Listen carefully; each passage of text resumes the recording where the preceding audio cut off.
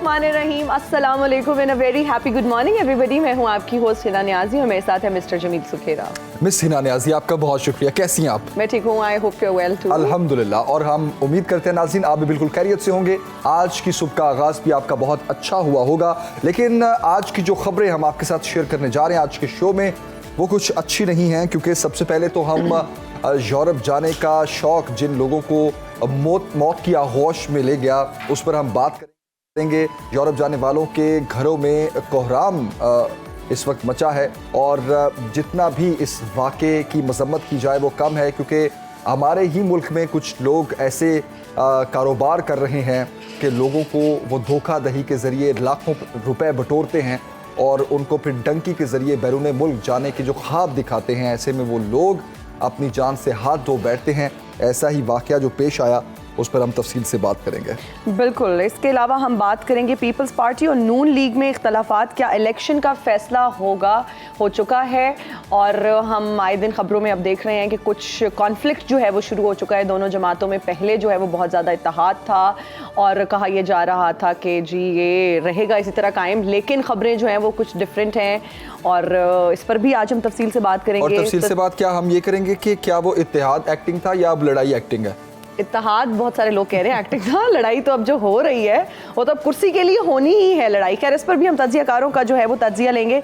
इसके अलावा हम बात करेंगे पीटीआई के हुकूमती वफद के साथ मुज़ाकरात को सबूताज करने का जिम्मेदार कौन है। इसकी अंदरूनी कहानी भी सुनो न्यूज़ ने निकाल ली है। इसकी अंदरूनी कहानी सुनो न्यूज़ ने ही निकाली है। विकेट के दोनों तरफ कौन खेल रहा था, है ना? विकेट के दोनों तरफ कौन खेल रहा था? बहुत वो खेल रहा था जो आज से पहले हर तरफ से खेल चुका है ना?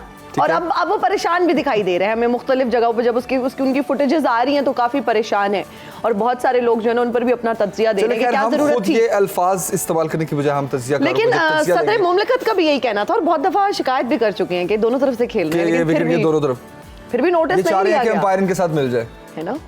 लेकिन अंपायर फिर देखें, फिर उन्होंने तो अपना काम करना ही है। हम अपने अल्फाज महफूज रखते हैं, हम अपने अल्फाज, ये हमारे अल्फाज हम नहीं तज्जिया देंगे। इसके अलावा जनाब कलदम दहशतगर्द तंजीम BLF का कमांडर नवाज जिंद हलाक हो गया, इस पर भी हम बात करेंगे। मुल्क दुश्मन जो है जहन्नुम वासिल हुआ और इस पर हम तफसील से बात करेंगे। लेकिन सबसे पहले यूनान कश्ती हादसे की बात करते हैं। यूनान कश्ती हादसे में 298 पाकिस्तानी जाँ बहक हुए। जिंदा बच जाने वालों में 12 पाकिस्तानियों की शिनाख्त हो गई है और हादसे का शिकार होने वाले नौजवान 3-4 माह पहले बैरून मुल्क गए थे। ये लोग गैर कानूनी तौर पर इटली, यूनान और बरतानिया जा रहे थे। कश्ती लीबिया से इटली जा रही थी और कश्ती में 310 पाकिस्तानी सवार थे, जिनमें से सिर्फ 12 बच सके। हादसे का शिकार होने वाले पाकिस्तानियों में 135 का ताल्लुक आज़ाद कश्मीर के मुख्तलिफ इलाकों से है और जाँ बहक होने वाले 79 अफराद की लाशें मिल गई हैं जिनकी शिनाख्त नहीं हो सकी। बिल्कुल, और अगर हम बात करें कश्ती साने की तो इसमें मजमूई तौर पर 104 अफराद को रेस्क्यू किया गया और मरकजी मुलजिम साजिद महमूद को कराची एयरपोर्ट से गिरफ्तार भी कर लिया गया है। और मुलजिम जो है वो कराची एयरपोर्ट से आज़रबाईजान फरार होने की कोशिश कर रहा था। और अगर बात की जाए 14 पाकिस्तानी इंसानी स्मगलर्स के नाम जो भी सामने आ चुके हैं और गिरफ्तारी के लिए FIA ने जो है वो टीमें भी प्रॉपर बना ली गई हैं, क्योंकि इंसानी स्मगलिंग की जब हम बात करते हैं तो ये बहुत सीरियस इशू है। और कहा यह जा रहा है कि 5 लोगों का जो ताल्लुक है वो गुजरात से, जबकि 2 का ताल्लुक मंडी भावदीन से, 2 डस्का, जबकि सियालकोट मुरीद के और कोटली आज़ाद कश्मीर से एक स्मगलर शामिल हैं। बिल्कुल, बहुत ही खौफनाक और अलमनाक हादसा है ये। और सिचुएशन की अगर पाकिस्तान की बात की जाए तो मेरा ख्याल है कि हमारे हुक्मरानों समेत हर वो इदारा इसमें कसूरवार ठहरेगा जिनकी जिम्मेदारी बनती है ये, जिन्होंने पाकिस्तानियों की इस जान को ख़तरे में डाला। और हर साल इस तरह के वाक़यात हमें देखने को मिलते हैं। द गार्डियन ने एक रिपोर्ट शाया की है जिसमें सबसे ज़्यादा पाकिस्तानियों के इसमें हलाक होने की वजूहात को भी बयान किया गया है। इस अफसोसनाक वाक़े पर तफसील से बात करते हैं और सबसे पहले हम हमारे नुमाइंदे ख़ुसूसी यूनान में मौजूद हैं खालिद मुग़ल, उनके पास चलते हैं और उनसे जानते हैं कि अब तक की अपडेट्स क्या हैं। खालिद मुग़ल बताइएगा। जी, जैसा कि बहरी जहाज पर सवार तकरीबन 100 अफराद को रेस्क्यू कर लिया गया था और तकरीबन 79 के करीब डूबने वाले अफराद की लाशें समंदर से निकाल ली गई। इसके बाद जो जिंदा बच जाने वाले खुशनसीब अफराद थे उनको पनाहगुज़ीन महाजरीन के कैंप मलाकासा में शिफ्ट कर दिया गया था, जो एथेंस से तकरीबन 45 किलोमीटर दूर है। इनमें 12 पाकिस्तानी भी हैं जो जिंदा बच गए थे और तकरीबन 79 के करीब अफराद जो जान की बाजी हार गए थे की लाशें सख्त खाने में शनाख्त के लिए महफूज। अच्छा खालिद मुगल, ये भी बताइएगा कि लाशों की शनाख्त के हवाले से अब तक क्या किया जा रहा है और वापसी के हवाले से भी बताइएगा कि वापस लाने के लिए क्या अहकामात किए जा रहे हैं।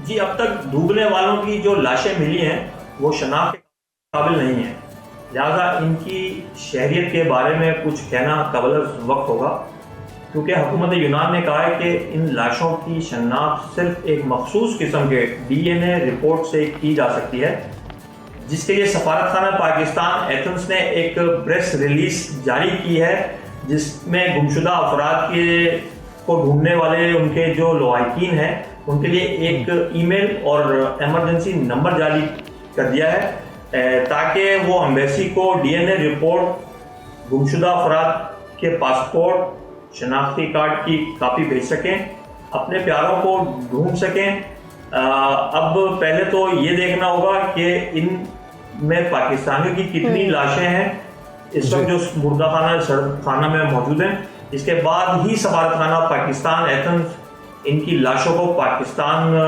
कार्गो कर सकेगा।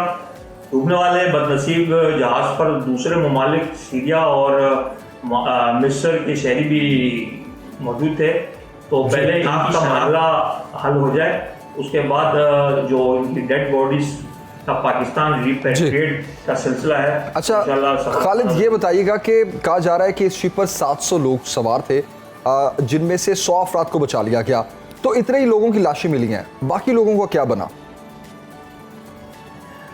जी बिल्कुल, ये कहा जा रहा है कि तकरीबन 400 से 750 अफराद इस जहाज पर सवार थे।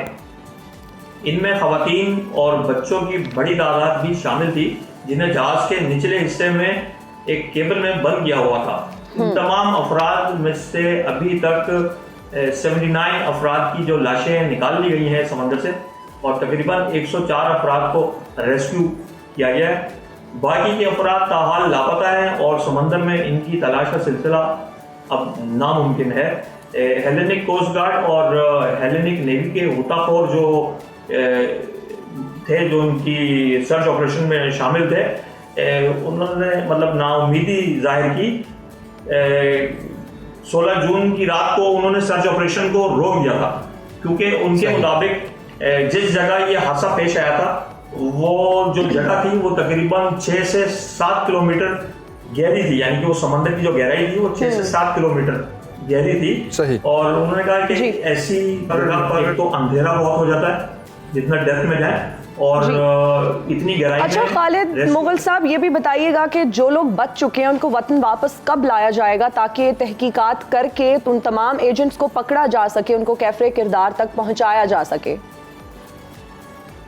जी, ये जरूरी नहीं है कि जिंदा बच जाने वाले अफराद को वापस पाकिस्तान लाकर ही इनसे तहकीकात की जा सके।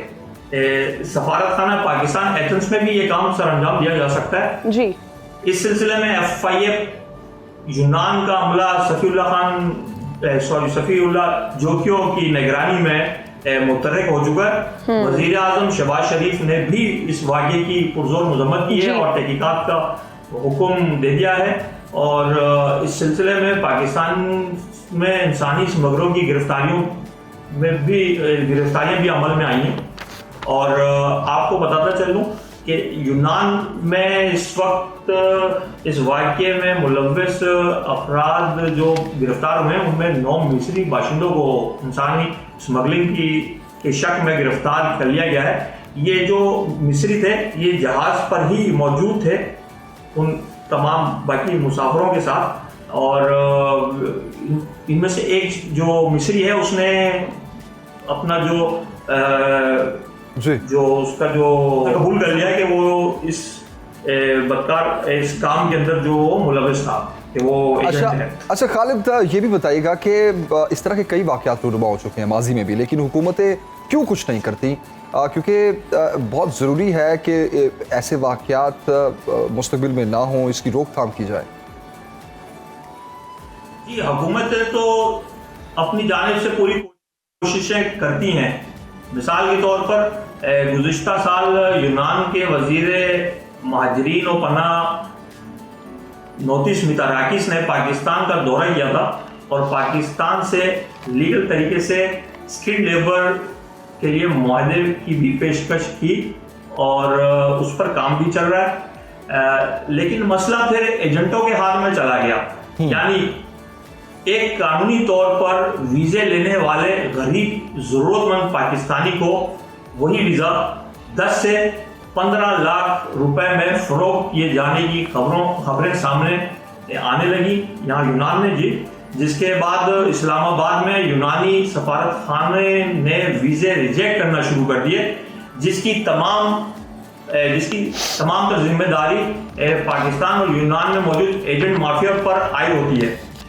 देखने में आया है कि ऐसे बहुत से अफराद पाकिस्तान से ज़रूरी वीज़ा खरीद कर यूनान भी आए हैं, मगर जो ज़रूरतमंद गरीब अफराद हैं जिनके पास इतने वसाइल नहीं हैं और पैसे नहीं हैं या जिनका वीज़ा रिजेक्ट हो जाता है, वो गैर कानूनी तरीके से ही यूनान आते हैं, डंकी लगाते हैं। अब ये जिम्मेदारी हुकूमत पर आई होती है कि ऐसे एजेंट अनासिर को गिरफ्तार करके इन्हें कैफरे किरदार तक पहुंचाया जाए और कानूनी इमिग्रेशन और वीज़े की हसूली को आसान बनाया जाए। बिल्कुल सही कहा आपने खालिद मुगल, बहुत शुक्रिया, आपने हमें तफसीलन आगाह किया यूनान से। और इसमें कोई शक नहीं कि ऐसे लोग जो गैर कानूनी कार्रवाइयों में मुलव्वस हैं, इंसानी स्मगलिंग करते हैं वो लोग, और चंद रुपयों की खातिर वो इंसानी ज़िंदगी को दाव पर लगा देते हैं, उनको ज़रूर कैफरे किरदार तक पहुंचना चाहिए। कुछ आदाद शुमार आपके साथ हम शेयर करते हैं। सालाना कम से कम 20,000 लोग गैर कानूनी तौर पर पाकिस्तान से यूरोप और दूसरे मुल्कों में जाते हैं। सबसे ज़्यादा सूबा बलूचिस्तान और ईरान और तुर्की के ज़रिए यूनान और इटली वगैरह का रास्ता इस्तेमाल किया जाता है। पाकिस्तान के अलावा अफ़गानिस्तान, बांग्लादेश और ख़ित्ते के कई दूसरे ममालिक के अफराद भी गैर कानूनी तौर पर यूरोप जाने के लिए यही रास्ता इस्तेमाल करते हैं। अगर पाकिस्तान की बात की जाए तो पाकिस्तान दुनिया के 20 बड़े ममालिक में शामिल है जहां से बड़ी तादाद में लोग गैर कानूनी तौर पर दूसरे मुल्कों में जाते हैं। और पाकिस्तान से 2021 में 22,765 अफराद गैर कानूनी तौर पर बैरून मुल्क गए। आदाद शुमार के मुताबिक हर माह 2,000 के करीब लोग गैर कानूनी तौर पर पाकिस्तान से बाहर जाते हैं। कितना बड़ा फिगर है ये कि हर महीने 2,000 लोग लाखों रुपया भी खर्च करते हैं, अपनी ज़िंदगी भी ख़तरे में डालते हैं और डंकी के ज़रिए वो प्रेफर करते हैं बाहर जाना। वज़ीर आज़म साहब ने इस पर सख्त अहकामात भी जारी किए हैं। कानून नाफिज करने वाले इदारों को इंसानी स्मगलिंग के घिनौने जुर्म में मुलव्वस एजेंट्स के खिलाफ फौरी क्रैक डाउन करके सजाएं देने की हिदायत भी की गई है वज़ीर आज़म शहबाज शरीफ की जानिब से। इस सारे मामले पर तफसील से बात करते हैं। इमिग्रेशन कंसल्टेंट शाहिद महमूद साहब इस वक्त हमें स्टूडियोज़ में ज्वाइन कर चुके हैं। शाहिद महमूद साहब, बहुत शुक्रिया ज्वाइन करने के लिए सर। गुड मॉर्निंग, कैसे हैं आप? जी गुड मॉर्निंग, बहुत शुक्रिया जी। आपने सारी रिपोर्ट्स देखी, आदाद शुमार देखे, यूनान की अपडेट्स देखी, फिर आदाद शुमार हम जो पाकिस्तान के बता रहे हैं कि हर महीने तकरीबन 2,000 लोग डंकी के ज़रिए बाहर जाने की कोशिश करते हैं, अपनी ज़िंदगियों को ख़तरे में डालते हैं। सर, सबसे पहला सवाल तो मैं ये पूछना चाहूँगा कि ये कोई सस्ते में नहीं जा रहे होते, अपनी जायदादें बेच रहे होते हैं। और इस बार तो सुनने में ये आया है कि 25-25, 30-30 लाख रुपए देकर भी लोगों ने डंकी को प्रेफर किया। इसकी क्या रीज़न है? क्या उनके पास नॉलेज नहीं है? इतने में तो आप वैसे ही जा सकते हैं बाहर। बिस्मिल्लाहिर्रहमानिर्रहीम, बहुत शुक्रिया जी। बहुत अनफॉर्चुनेट वाक़या है और ये पहला वाक़या नहीं है 2023 का, इससे पहले 3-4 ऐसे वाक़यात हो चुके हुए हैं। आपने रीज़न पूछी, ये जो पट्टी जो अभी आप डिस्कस कर रहे थे, हम रिपोर्ट्स भी देख रहे थे, इसमें आज़ाद कश्मीर, जेहलम, गुजरांवाला और गुजरात, मंडी बहाउद्दीन, हमारा पूरे पंजाब से इंटरेक्शन रहता है लोगों से। इस पट्टी के जो लोग हैं इनकी प्रेफरेंस ही यही होती है कि हमें एजुकेशन, इंग्लिश लैंग्वेज एबिलिटी या इन चीज़ों में नहीं घुसना, हमें ये करना है कि जी पैसे बताएं और पहुंच चाहिए बंदे की। अच्छा। इनको जितना मर्जी आप समझा लें, जितना मर्जी इनको ट्रैक दे दें कि मल्टीपल इमिग्रेशन ऑप्शंस हैं, स्टडी वीज़ा लेके आप सेटल हो सकते हैं, विजिट वीज़ा अगर आप प्रॉपर बिजनेसमैन हैं या जॉब के कर रहे हैं तो आपके अपने फाइनेंसेस ऐसे होने चाहिए कि आपकी विजिट वीज़ा अलाउ हो जाए। लेकिन इन सारे डॉक्यूमेंट्स में वो नहीं पड़ते। अच्छा। इसमें पेरेंट्स का भी उतना ही हाथ है। ये जो फिगर अभी हम डिस्कस कर रहे थे, ये एक्चुअल में 30,000 to 40,000 पर एनम है। 30 से 40 हज़ार, ओह, और ये very हर unfortunate. हर इलाके में मौजूद हैं। मैं लाहौर से, साहिवाल से, मुल्तान से सब एजेंट्स हैं जो आगे मेन एजेंट्स को डॉक्यूमेंट्स वगैरह प्रोवाइड करते हैं। इनका सबसे पहला हथियार होता है जी अपना पासपोर्ट दे दें, हालांकि पासपोर्ट किसी जगह पे भी इस्तेमाल नहीं होता है, ठीक है। अगर कोई वीज़ा लेना है तो obviously you have to go to somewhere and you have to gone through with the biometrics. इसके अलावा पासपोर्ट देना किसी को बहुत सख्त जुर्म है जी। दूसरी बड़ी बात, अच्छा शायद साहब, सॉरी टू कट यू, वहाँ जब पहुँच जाते हैं तब इनका फ्यूचर क्या होता है? कैसे ये लोग वहाँ सेटल होते हैं? एज ए रिफ्यूजी कैंप्स में रहते हैं या गायब हो जाते हैं, या वहाँ कोई इन्हीं लोगों में से कोई संभाल रहा होता है इनको? फिर आगे क्या होता है इन लोगों का? देखिए वहाँ कौन सा कोई अपने कज़न या भाई बैठे हुए हैं जो संभाल रहे होते हैं। जो यहाँ से जाता है उसका कोई ना कोई अपना दोस्त, कोई रिश्तेदार वहाँ बैठा होता है जो उसको कहता है आप आ जाओ, बाकी हम संभाल लेंगे। उसमें होता ये है कि जैसे पुर्तगाल है, अगर आप लीगल वीज़ा, विजिट वीज़ा भी लेके एंटर होते हैं और आपको वहाँ पे कोई जॉब ऑफ़र मिल जाता है तो आप अपने वीज़े को स्विच करवा लेते हैं। That is a legal way. उसमें प्रॉपर उनकी अपनी गवर्नमेंट की तरफ से परमिशन है, या इसके अलावा इन्वेस्टमेंट की कुछ ऑप्शंस अवेलेबल हैं, प्रॉपर्टी बाइंग की कोई ऑप्शन अवेलेबल है जी। बट ये जो इटली वगैरह जाते हैं इसमें ये कुछ अर्सा तो इनको छुप के काम करना पड़ता है। उसके बाद ये कुछ डॉक्यूमेंटेशन वगैरह में जाते हैं, और यूरोप में ऐसा होता है कि कुछ कंट्रीज साल, 2 साल, 3 साल के बाद अपनी इमिग्रेशन जो है ना ओपन कर देते हैं। ठीक है। उसमें फिर ये जो लोग वहाँ पे रह रहे होते हैं अपने कुछ डॉक्यूमेंट्स, अपने बिल्स, अपना बैंक अकाउंट अगर वो ओपन करवाने में कामयाब हैं या जॉब का कुछ ना कुछ प्रूफ दे सकते हैं, देन वो उसमें अप्लाई कर देते हैं। लेकिन इसमें सबसे बड़ा जो रिस्क है वो जान का रिस्क है। इसमें हमारा बॉर्डर जो इस्तेमाल होता है वो ईरान का बॉर्डर इस्तेमाल होता है। ये जो आप कॉस्ट बता रहे हैं ये लाहौर से या आज़ाद कश्मीर से चल के वहाँ पहुँचने तक की है, और इसमें मल्टीपल फेजेस में पैसे लेते हैं एजेंट्स।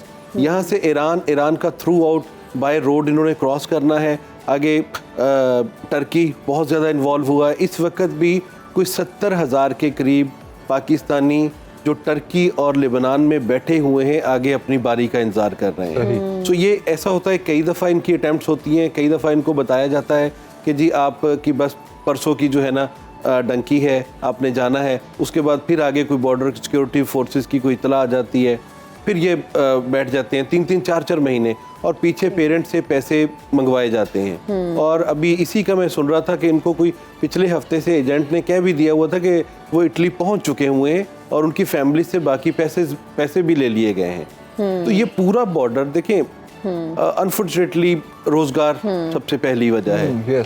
अच्छा फ्यूचर, ठीक है। जी जी जी। अच्छा शायद महमूद साहब, इनमें से बहुत सारे लोगों को लिबिया में कैद भी किया जाता है और फिर उनके साथ बहुत बुरा सलूक किया जाता है। ऐसे वाकयात हमने देखे हैं, सामने आते हैं, उनके साथ फिर तशद्दुद किया जाता है। ऐसा क्यों होता है? और फिर ये लोग इतने पैसे लगा के वहाँ जा रहे होते हैं, जैसे जमील ने भी कहा 26-30 लाख रुपए, मतलब इट्स अ बिग अमाउंट। अगर ये नौकरी के लिए की घर से वहाँ जा रहे हैं, क्यों ये पॉसिबल नहीं है कि लीगली इस तरह से जा सकें? उसी 25-30 लाख का इस मुल्क में को कारोबार कर लें अगर नई डॉक्यूमेंट्स पूरे। एग्जैक्टली, तो क्यों उधर जाना है और इलीगल तरीके से ही जाना है? पहली जो बात आपने कही, देखें इलीगल इमिग्रेंट जब आप बॉर्डर क्रॉस करते हैं तो सबसे बड़ी तो गोली है, बाकी तशद्दुद तो बहुत बाद में आता है, ठीक है। सो कोई भी किसी यहाँ पे किसी के घर में कोई एंटर होता है इलीगली, तो इवन वो भी अपनी सेफ्टी के लिए या किसी ऐसे फॉलो करते हुए कुछ ना कुछ कर देते हैं। जब हंड्रेड्स ऑफ पीपल रात के अंधेरे में या चोरी छुपे या किसी गाड़ी में छुप के, टैंकर में छुप के जब एंटर हो रहे होते हैं, और ऑब्वियसली वो फिर वापस पाकिस्तान नहीं जाना चाह रहे होते, उनका यही होता है कि हमने आगे जाना है, हम सब कुछ बेच के दाव पे लगा के, कोई बहन के जेवर बेच के आया हुआ है, कोई बाप की पेंशन लगा के गया हुआ है, तो उनके लिए पीछे आने का रास्ता भी मरना ही है और आगे जाने का रास्ता भी मरना। अच्छा, एक बहुत इंटरेस्टिंग फैक्ट है, मैं चाहूँगा उस पर भी आप कमेंट करें शायद साहब, के पाकिस्तान से सबसे ज़्यादा जिन सूबों से लोग जाते हैं उसमें केपी है, आज़ाद कश्मीर है, पंजाब है। अच्छा, सिंध जिसकी आबादी 25% ऑफ पाकिस्तान है और उसकी इकोनॉमी और वो बाकी चीज़ें चलें अलग हैं, उस आबादी में से सिर्फ 7% लोग, मैं कल ही ये स्टैट्स पढ़ रहा था कि सिर्फ 7% लोग प्रेफर करते हैं बाहर जाने को, और यहाँ जहाँ आबादी का तनासुब भी कम है वहाँ से इतनी बड़ी तादाद में लोग बाहर जाना चाहते हैं।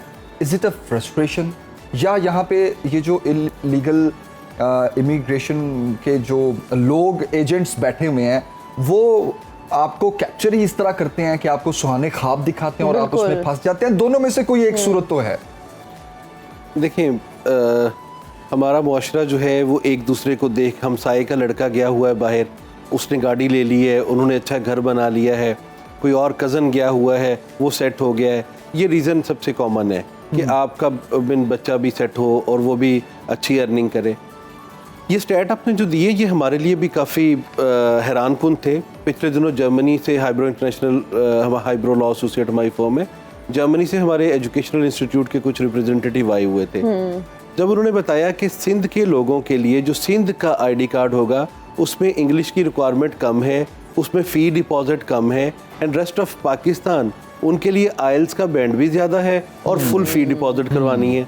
हम सरप्राइज हो गए कि यार ये क्या वजह है। तो उन्होंने कहा जी वहाँ पे बहुत कम ट्रेंड है बाहर जाने का, और जो भी वो जाता है, इवन कराची बहुत बड़ा आपका एक हब है, तो प्रोफेशनल लोग हैं वो लीगली तौर पे उसको जाते हैं, जो भी परस्यू करते हैं वो लीगल उसमें करते हैं। तो ये वाकई फैक्ट है कि उस वहाँ का इतना रेशो नहीं है। स्टार्टिंग जहाँ से की थी, ये जो हब है ना, मेन आप मीरपुर चले जाएं, बड़े बड़े घर खाली पड़े हुए हैं, सिर्फ नौकर हैं, ठीक है। गुजरात में भी ऐसा ही है, कोटली में भी ऐसा ही है। सो ये पट्टी ही ऐसी है गुजरात की। इवन एक और थोड़ी सी रिसर्च है, हमारे मुल्क की नहीं है। हम ऑस्ट्रेलिया या कनाडा में जब यूनिवर्सिटीज़ में अप्लाई करते हैं स्टूडेंट्स का, स्टूडेंट के आईडी कार्ड के ऊपर उनके पास स्टैट्स मौजूद हैं कि किस एरिया का बच्चा वहाँ पे इवन स्टडी वीज़ा लेके जाके भी स्किप हो जाएगा, वो इलीगल हो जाएगा। सो वो वहीं से स्क्रूटनी कर लेते हैं कि इस एरिया के बच्चे को एडमिशन भी नहीं देना। बिल्कुल सही। शायद महमूद साहब बहुत शुक्रिया आपका हमें ज्वाइन करने के लिए, और आपने तफसील से इस मामले पर हमारे साथ बात भी की। ये बहुत ज़रूरी है समझना हमारे लिए कि हमारे पास सीधे रास्ते भी हैं, लेकिन हम उल्टे और गलत रास्तों को ही प्रेफर करते हैं, और फिर ख़ास तौर पर ऐसे लोग, ऐसे हथकंडे जो इसमें मुलव्विस होते हैं, उनको सज़ा मिलना भी बहुत ज़रूरी है। अभी एक ब्रेक लेते हैं जनाब, ब्रेक के बाद हासिल होते हैं। देखते रहिए सुनो पाकिस्तान। एक बार फिर खुशामदीद, आप देख रहे हैं सुनो पाकिस्तान। अभी जनाब जिक्र करते हैं BLF के कमांडर का, नवाज अली रिंद का, जो हलाक हो गए। कलदम दहशतगर्द तंजीम BLF का कमांडर नवाज अली रिंद हलाक हो गया। नवाज रिंद की मौत हमसाया मुल्क में पुरस्कार हालात में हुई है, और इनका ताल्लुक आवारान से था, जो 2014 से BLF का सरकर्दा रुकन था। BLF कमांडर सिक्योरिटी फोर्सेस पर मुतादिद हमलों में भी मुलव्विस था, और गुलजार इमाम शंबे की गिरफ्तारी के बाद अस्करियत पसंद ग्रुपों में अब फूट पड़ती हुई नजर आ रही है। बलोच अलहदगी पसंद तंजीमों के इत्तेहाद BRAS को भी शदीद नुकसान पहुंच रहा है। इस सारे मामले पर बात करते हैं। दिफाई तज्ज़ियाकार ब्रिगेडियर रिटायर्ड वकार साहब इस वक्त में ज्वाइन कर चुके हैं। ब्रिगेडियर साहब बहुत शुक्रिया आपके वक्त का। सर सबसे पहले तो मैं ये आपसे जानना चाहूँगा कि अस्करी ग्रुप्स की आपसी लड़ाई और कमांडर्स की हलाकत, और फिर इंटेलिजेंस इदारों की कामयाबियों से दहशतगर्द तंजीमें क्या शदीद दबाव का शिकार हैं? ये आपसी लड़ाई झगड़े की वजूहात आपके ख्याल में क्या हैं? जी thank you for having me and good morning. Mainly जो है इसकी आई थिंक 4-5 मेजर फैक्टर्स हैं जिनका आई थिंक जायज़ा लेना ज़रूरी है। उसमें सबसे पहले आ जाती है कि इस वक्त जो है पॉलिसी और स्ट्रेटजी क्या है, और जब से I think general Asim Munir chief बने हैं, I think his first visit was toward the border area, जिसमें उन्होंने KP का दौरा किया, फिर बलोचिस्तान और LOC पे। तो आपको याद होगा उन्होंने बड़ी क्लियर कट पॉलिसी दी थी कि as far as militants and terrorist are concern, अगर तो हथियार डाल देते हैं and they join the mainstream तो they will be welcome, otherwise they will be no space. तो एक तो ये पॉलिसी इज़ वेरी क्लियर, और जिस आई थिंक आपने रिपोर्ट में भी देखा कि एक तो बलूचिस्तान के अंदर जो शूरिश है जो किसी हद तक I think on the defensive है, इसमें जो इसकी नवाज अली रिंद की हलाकत है इन नेबरिंग कंट्री, इसी को आप फॉलो करें तो कल ही के दिन एक और था अपना दराज़ खेल की जो रिपोर्ट आई है जफरी के बारे में, he is again one of the top gun. और कुछ दिन पहले आपको याद होगा कि ISKP का जो हेड था Sanaullah Ghaffari, he was killed in Kunar province जो है, जो हमारा बॉर्डरिंग रीजन है। तो इस सारी को अगर आप लिंक करें तो then you can actually have a look at के स्ट्रेटजी क्या है और किस तरीके से इस पे जो है कार्रवाई हो रही है। दूसरा जो पॉइंट है वो आ जाता है कि द इंटेलिजेंस बेस्ड ऑपरेशन जो आपने जिक्र किया, उसके अंदर वन इज़ ह्यूमन रिसोर्स जो ऑपरेट करते हैं नेटवर्क्स में, उसके बाद टेक्नोलॉजी का यूज़ है, जियो फेंसिंग है, इवन ड्रोन्स का यूज़, तो it's a very very high tech operation, तो उसमें भी सक्सेसेस हो रही हैं।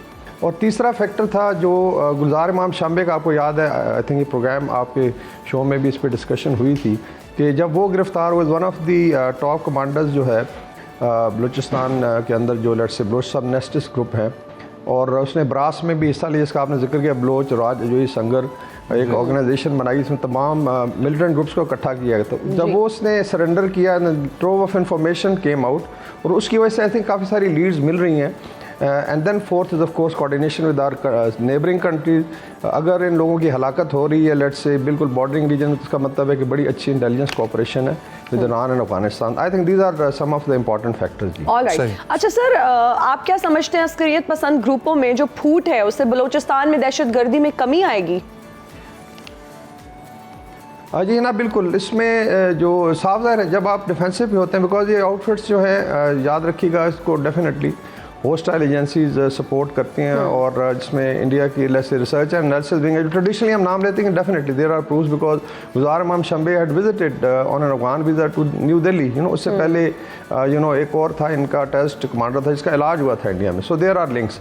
तो जब एजेंसियाँ इनकी होस्टाइल एजेंसी देख लेती हैं कि ये डिलीवर नहीं कर रहे, तो अपना हाथ भी खींचना शुरू कर देती हैं। Then that of course is also starts snowballing effect होता है। फिर आ गया कि आपकी एजेंसीज लॉ इन्फोर्समेंट है, इसमें सिर्फ आर्मी नहीं है, इसमें FC है, फ्रंटियर कंस्टेबलरी है, बलूचिस्तान में पुलिस है, इसके अलावा सिविल के इदारे हैं इंटेलिजेंस के, और फिर डेफिनेटली ISI है। तो इतना जब प्रेशर पड़ेगा तो फिर ये ब्रेकअप शुरू होता है। And now link it with Gulzar Imam Shambe's confessions, और जो उन्होंने मैसेज दिया उसमें से जो इन्फॉर्मेशन आई, तो फिर ये एक डिवीजन शुरू होती है। फिर ये होता है कि जो जूनियर कमांडर्स हैं, they then try to take the leading position, ताकि उसमें साफ ज़ाहिर काफ़ी सारा पैसा है, डॉलर्स आते हैं, तो उसमें फिर म्यूचुअल किलिंग भी होती है। लेकिन आई थिंक इसके अंदर जो हमारी एजेंसी है, प्राइम एजेंसी, उसका बड़ा रोल है, the way they have penetrated these networks. और देन ऑफ कोर्स जो भी एनवायरनमेंट है खित्ते में, अगर आप उसको देखें, लाइक ईरान सऊदी रिप्रोशमा हुआ है, तो उसमें जहाँ सब let's say sectarian under currents थे, वो भी आहिस्ता आहिस्ता डाउन डाउन हो रहे हैं, और जो प्रॉक्सी वॉर थी वो ख़त्म हो रही है। So I think this is again international environment जो है रीजन की बड़ी अच्छी है। लेकिन ऑल टोल्ड बेसिकली जब ये डिफेंसिव पे होता है, तो इसी तरीके से फूट भी पड़ती है इसमें, इसके अंदर देर बी डेफिनेटली आपस में इनकी लड़ाई भी होगी और वो वीकन होंगे। लेकिन जो गुलजार इमाम शाम्बे ने इसके दौरान मैसेज दिया था, that was to the dissident Baloch youth, और बड़े कम हैं। You look at demography of Balochistan, थोड़ा सा मुझे टाइम दें, इट्स लाइक अबाउट 21 मिलियन, और area wise it is about 43% of Pakistan. तो इसमें लाइक पश्तून्स को अगर आप देखें, जो नॉर्दर्न बेल्ट में हैं, वो बड़ा अच्छा ज़राअत भी करते हैं, इंडस्ट्री भी है, कॉमर्स ट्रेड है, बल्कि पंजाब से बहुत सारा ग्रेन की सारी ट्रेड पश्तून्स कर रहे हैं। बलोच जो आई वुड से जो इलाके हैं जहाँ पे यूरिशरी है, उसमें डेरा बुगटी है, देन यू हैव अवरान है, पंजगूर है, और मे भी खुजार का कुछ है। It's not all over Balochistan, एक इम्प्रेशन ज़रूर है। तो इसमें आई थिंक टोटल 1500 से 2000 आप कह लें कार्डर्स हैं जो let's say they are picking up the gun. फिर एक और फैक्टर है कि जो इनके लीडरशिप थी पहले नवाबों की, जो आई वुड से डिजिडेंट सरदार हैं, बिकॉज आई थिंक 99% सरदार हैं वो पाकिस्तान के साथ हैं। लाइक हरबियार मरी है या बरामदा बुगटी है, they are sitting outside, they are having enormous amount of money, इनकी जेट्स हैं, इनके प्राइवेट जेट्स हैं, वाइनिंग डाइनिंग करते हैं। तो एक ये भी है कि जी आगे आपने लोअर मिडिल क्लास और वर्कर्स को कर दिया, खुद आप यशी करें। तो आई थिंक आप सही कह रही हैं ना कि इसमें बिल्कुल एक फूट का हमें आंसर नज़र आ रहा है, and that is good for Pakistan definitely. बिल्कुल सही, बिल्कुल सही। अल्टीमेटली हमारे फ़ायदे में है इनकी ये जो फूट है, और अगर ये कहा जाए कि हमारे इंटेलिजेंस इदारों की ये कामयाबी है, तो इसमें भी कोई शक नहीं, कुछ गलत नहीं होगा ऐसा कहना। ब्रिगेडियर साहब, बहुत शुक्रिया आपके वक्त का, आपने तफसील से इस मामले पर हमारे से बात की। एक और दुश्मन जो नासिल हुआ, BLF कमांडर नवाज़ अली रिंद जो है अंदरूनी लड़ाई में मारा गया। तो आहिस्ता आहिस्ता एक एक करके पाकिस्तान के दुश्मन जो हैं वो अपने अंजाम को पहुंच रहे हैं, बड़ी अच्छी बात है ये। लेकिन जनाब आगे बढ़ते हैं और बहुत ही अफसोसनाक वाक़या आपके साथ शेयर करते हैं। इस्लामाबाद लाहौर मोटरवे पर कलरकहार के करीब जो बस हादसा पेश आया, उसके मुतालिक तफसील से बात करते हैं। 13 अफराद जाँ बहक हुए जबकि 31 जख्मी हुए। ड्राइवर ने ब्रेक फेल होने की वजह से स्टीयरिंग पर कंट्रोल खो दिया और हादसे के बाद मोटरवे की 2 लेन्स को ट्रैफिक के लिए बंद कर दिया गया। जख्मी मुसाफिरों को निकालकर कलर कहार और रावलपिंडी के अस्पतालों में मुंतकिल किया गया, जबकि जाँ बाग होने वालों का ताल्लुक रावलपिंडी, साहिवाल और झंग से है। थाना कलर कहाल में ताज़ीरात पाकिस्तान की दफ़ा 322, 337 G 279 और 427 और दफ़ा 109 के तहत मुकदमा दर्ज किया गया है। FIR के मतन के मुताबिक रावलपिंडी अड्डे से निकलते वक्त बस फिट नहीं थी। गाड़ी के मालिक और ड्राइवर को खराबी के मुतालिक बताया गया। रास्ते में भी बस सही हालत में नहीं चल रही थी और ड्राइवर ने बस के मालिक और अड्डा मैनेजर की इमा पर ये हादसा जो है वो गफलत, लापरवाही और तेज़ रफ्तारी से बस उसने चलाई और ये अफसोसनाक वाकया पेश आया। बिल्कुल। CCTV फुटेज भी इतना दिल खराश वाकया है जमील, और हम आए दिन इस पर भी बात करते रहते हैं कि speed thrills but it kills. और इस तरह के जब आप इतनी बड़ी रिस्पॉन्सिबिलिटी है, आप इतने ज़्यादा लोगों को, मुसाफिरों को साथ लेकर जा रहे हैं और आप पर एक बहुत बड़ी रिस्पॉन्सिबिलिटी आयद होती है। फिर आप देखें कि जमील, सॉल्ट रेंज वैसे भी ना बहुत ख़तरनाक रूट कहा जाता है, वहाँ पर स्पीड की बताई जाती है, उसको वायलेट करना जो है वो बिल्कुल दुरुस्त नहीं है। फिर जब आपकी बस में इतने ज़्यादा मुसाफिर हैं और बस की ब्रेक्स भी जो हैं वो काम नहीं करी ठीक तरह से, और बस जब अड्डे से निकली, कहा यह जा रहा है कि तब भी बस की हालत जो है वो ठीक नहीं थी, कंप्लेन की गई। लेकिन आई डोंट नो क्यों इस तरह के मामलों में इतनी गफलत बरती जाती है या फिर लापरवाही से काम लिया जाता है। और तेज़ रफ्तारी से, जिस तरह हमने वो फुटेज देखी कि बस इतनी तेज़ी से आ रही है कि उसको कंट्रोल करना मुश्किल हो रहा है, और जब वो टर्न ले रही है तो वो एक्सीडेंट हो गया। बहुत ही अफसोसनाक वाकया जो है ये पेश आया। और जमील, एक ड्राइवर पर रिस्पॉन्सिबिलिटी है, इस पूरे इदारे पर रिस्पॉन्सिबिलिटी है। जब भी गाड़ी एक टर्मिनल से निकलती है, एग्जामिनर हो या फिर वो अड्डे के मालिकान हो, मैनेजर हो या इस बस के का ऑनर हो, ड्राइवर हो, इन सब की ये गफलत है, क्योंकि अगर बस फिट नहीं थी तो उसको मोटरवे पर आना ही नहीं चाहिए। और फिर इतनी तेज स्पीड, अगर बस की ब्रेक्स जो हैं वो फेल हैं, वो काम नहीं कर रही, तो इतनी तेज स्पीड, वो तो बिल्कुल जो है ना रिस्पॉन्सिबिलिटी का एक जीता जागता सबूत है।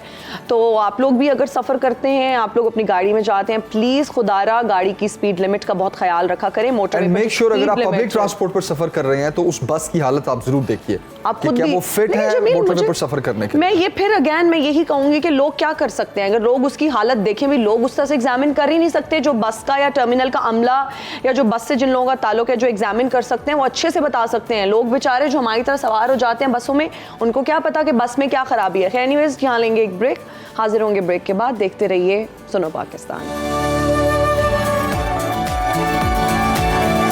एक बार फिर खुशामदीद। ईद करीब आते ही मवेशी मंडियों में रौनक लग चुकी है जनाब, और मवेशी मंडियों में जहां लोगों का ये कहना है कि महंगाई बहुत ज़्यादा है और इसलिए जानवर अभी मंडी में महंगे हैं, इसको आम अल्फाज में कहा जाता है मंडी तेज़ है। ये मंडी में तेजी कब तक रहेगी, ये तेजी मंदी में कब बदलेगी, या फिर व्यापारियों का क्या कहना है, क्योंकि कुछ टैक्सेस भी लगे हैं और उसके अलावा अब वहाँ मंडी में व्यापारियों को सहूलियात क्या दी गई हैं। सारी सूरत हाल पर तफसील से बात करते हैं। लाहौर और कराची की मंडियों की सूरत हाल जानते हैं। हमारे नुमाइंदगान इस वक्त हमारे साथ हैं, ज़ैनब शहबाज लाहौर से और आसिफ सैयद से। सबसे पहले लाहौर का रुख करते हैं। Zainab, thank you for joining. कौन सी मंडी में मौजूद है आप लाहौर की, और क्या सूरत हाल है, व्यापारियों का क्या कहना है और खरीदारों का क्या कहना है? जी बिल्कुल, इस वक्त मैं शाहपुर कांजरा की मंडी में मौजूद हूँ और तकरीबन लाहौर में 10 के करीब मंडियाँ लगाई गई हैं।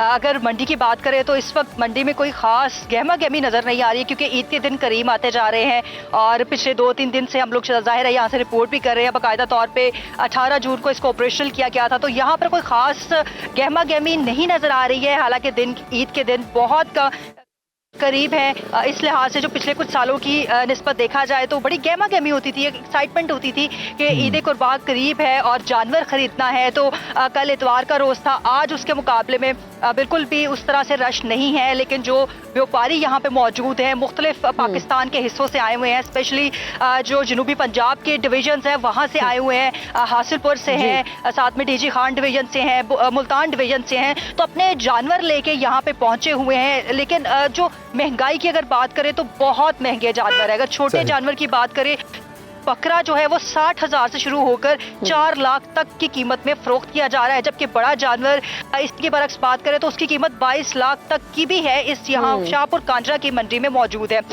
जो ज्यादातर शहरियों की बात करें तो वो तो महंगाई इतनी ज्यादा, कीमतें सुन के ही कानों को हाथ लगा रहे हैं कि बिल्कुल जो है वो उनके बजट में नहीं आ रहा है। जो पिछले साल खरीदा जा रहा था इस साल बिल्कुल भी उनके जेब के मुताबिक नहीं है। एक तरह की मैं आप बात करूं तो जो शहरी यहाँ पे आ रहे हैं वो एक तरह की विंडो शॉपिंग कर रहे हैं कि देख रहे हैं कि कौन सी उनकी बजट में आता है और कौन सा नहीं है। तो जो व्यापारी हैं उनका वो भी गलत नहीं है, क्योंकि वो ये कहते हैं कि हम सारा साल जानवरों को पालते हैं, उनके ऊपर पैसा लगाते हैं, तो अभी उनको मुंह मांगे दाम नहीं मिलेंगे तो वो कैसे कम दामों में जानवर बिल्कुल ठीक कह रही हैं ज़ैनब आप। और इस दफा मंडियां जो है जिस तरह से जमीन ने मुझे कोई खास तेज मंडी उस तरह से नजर नहीं आ रही। मंडियों में बहुत ज्यादा रश होता है मवेशी मंडी में और ईद के दिन बिल्कुल करीब है। जानते हैं अब कराची की सूरत हाल। आसिफ अली सैयद साहब हमारे साथ मौजूद हैं। जी आसिफ साहब बताइएगा, इस वक्त कराची के किस इलाके में आप मौजूद हैं और वहां पर क्या सूरत हाल है? बिल्कुल, हम इस वक्त गुलिस्तान जौहर में मौजूद हैं। मौसमियात का स्टॉप कहलाता है। यहाँ पर एक बड़ा ग्राउंड है, यहाँ पर छोटी एक मंडी लगाई गई है। मरकज़ी मंडी जो है वो नॉर्दर्न बाईपास पर लगी है, जहाँ पर इस साल उनका दावा है कि 4.5 लाख के करीब जानवर लाए जाएंगे। अब तक कोई 2 लाख के करीब वहाँ जानवर आ चुके हैं। ये जो छोटी मंडियाँ हैं यहाँ पर शहर भर में लगाई गई है इस वजह से क्योंकि शुरू में नॉर्दर्न बाईपास पर कुछ अमन अमान की सूरत हाल के मसाइल पैदा हुए थे, कुछ लूट मार के वाक़यात हुए थे, जिसकी वजह से लोगों ने वहाँ पर जाना कम कर दिया था। और उसके बाद पुलिस की वहाँ पर नफरी लगा दी गई है, रेंजर्स की भी नफरी वहाँ पर काफ़ी लगाई गई है और काफ़ी लोग भी वहाँ पर गिरफ्तार हुए हैं। एक कॉमेडियन है वली शेख, काफ़ी मशहूर, उनको भी वहाँ लूटा गया था। उसके हवाले से भी कुछ तजादात चल रहे हैं पुलिस की जानिब से भी और वली शेख की जानिब से भी। जानवरों की कीमतों की बात करें तो इस दफ़ा बहुत महंगे हैं जानवर और ख़ास तौर पर नॉर्दर्न बाईपास की मंडी में बहुत कीमतें आसमान को छू रही हैं। इस वजह से शहर में जो छोटी मंडियाँ लगी हैं वहाँ पर जो है थोड़ी मुनासिब कीमतें हैं, इसलिए लोग वहाँ पर ज़्यादा रुख कर रहे हैं। एक तो वहाँ से उनका किराया भी कम पड़ रहा है लोगों को जानवर घर ले जाने का। ठीक है, आसिफ अली सैयद बहुत शुक्रिया आपसे अपडेट किया और ज़ैनब शहबाज आपने लाहौर से हमें अपडेट किया। बहुत शुक्रिया आप दोनों का। अब खरीदारों का ये कहना है, बल्कि उम्मीद की जा रही है उनकी तरफ से कि शायद मंडियां थोड़ी नीचे आ जाएं और हमें मुनासिब कीमत में जानवर मिल जाए, लेकिन मंडी तेज है जनाब, महंगाई मंडी तेज है कि ऐसा पॉसिबल बिल्कुल नहीं है। आसमानों पर पहुंची हुई है। बिल्कुल। और कल मैं गई हुई थी जमील, बाहर निकले हुए थे हम लोग, तो बरकी वाली साइड पे मैंने कुछ जानवर देखे कुर्बानी के लिए। क्या रेट था? 75,000 से तो स्टार्ट हो रहा था एक बकरा, तो बहुत एक्सपेंसिव थे जानवर जी। अभी लेते हैं एक ब्रेक, हाजिर होंगे ब्रेक के बाद। आप देखिए हेडलाइंस और साथ साथ देखते रहिए सुनो पाकिस्तान।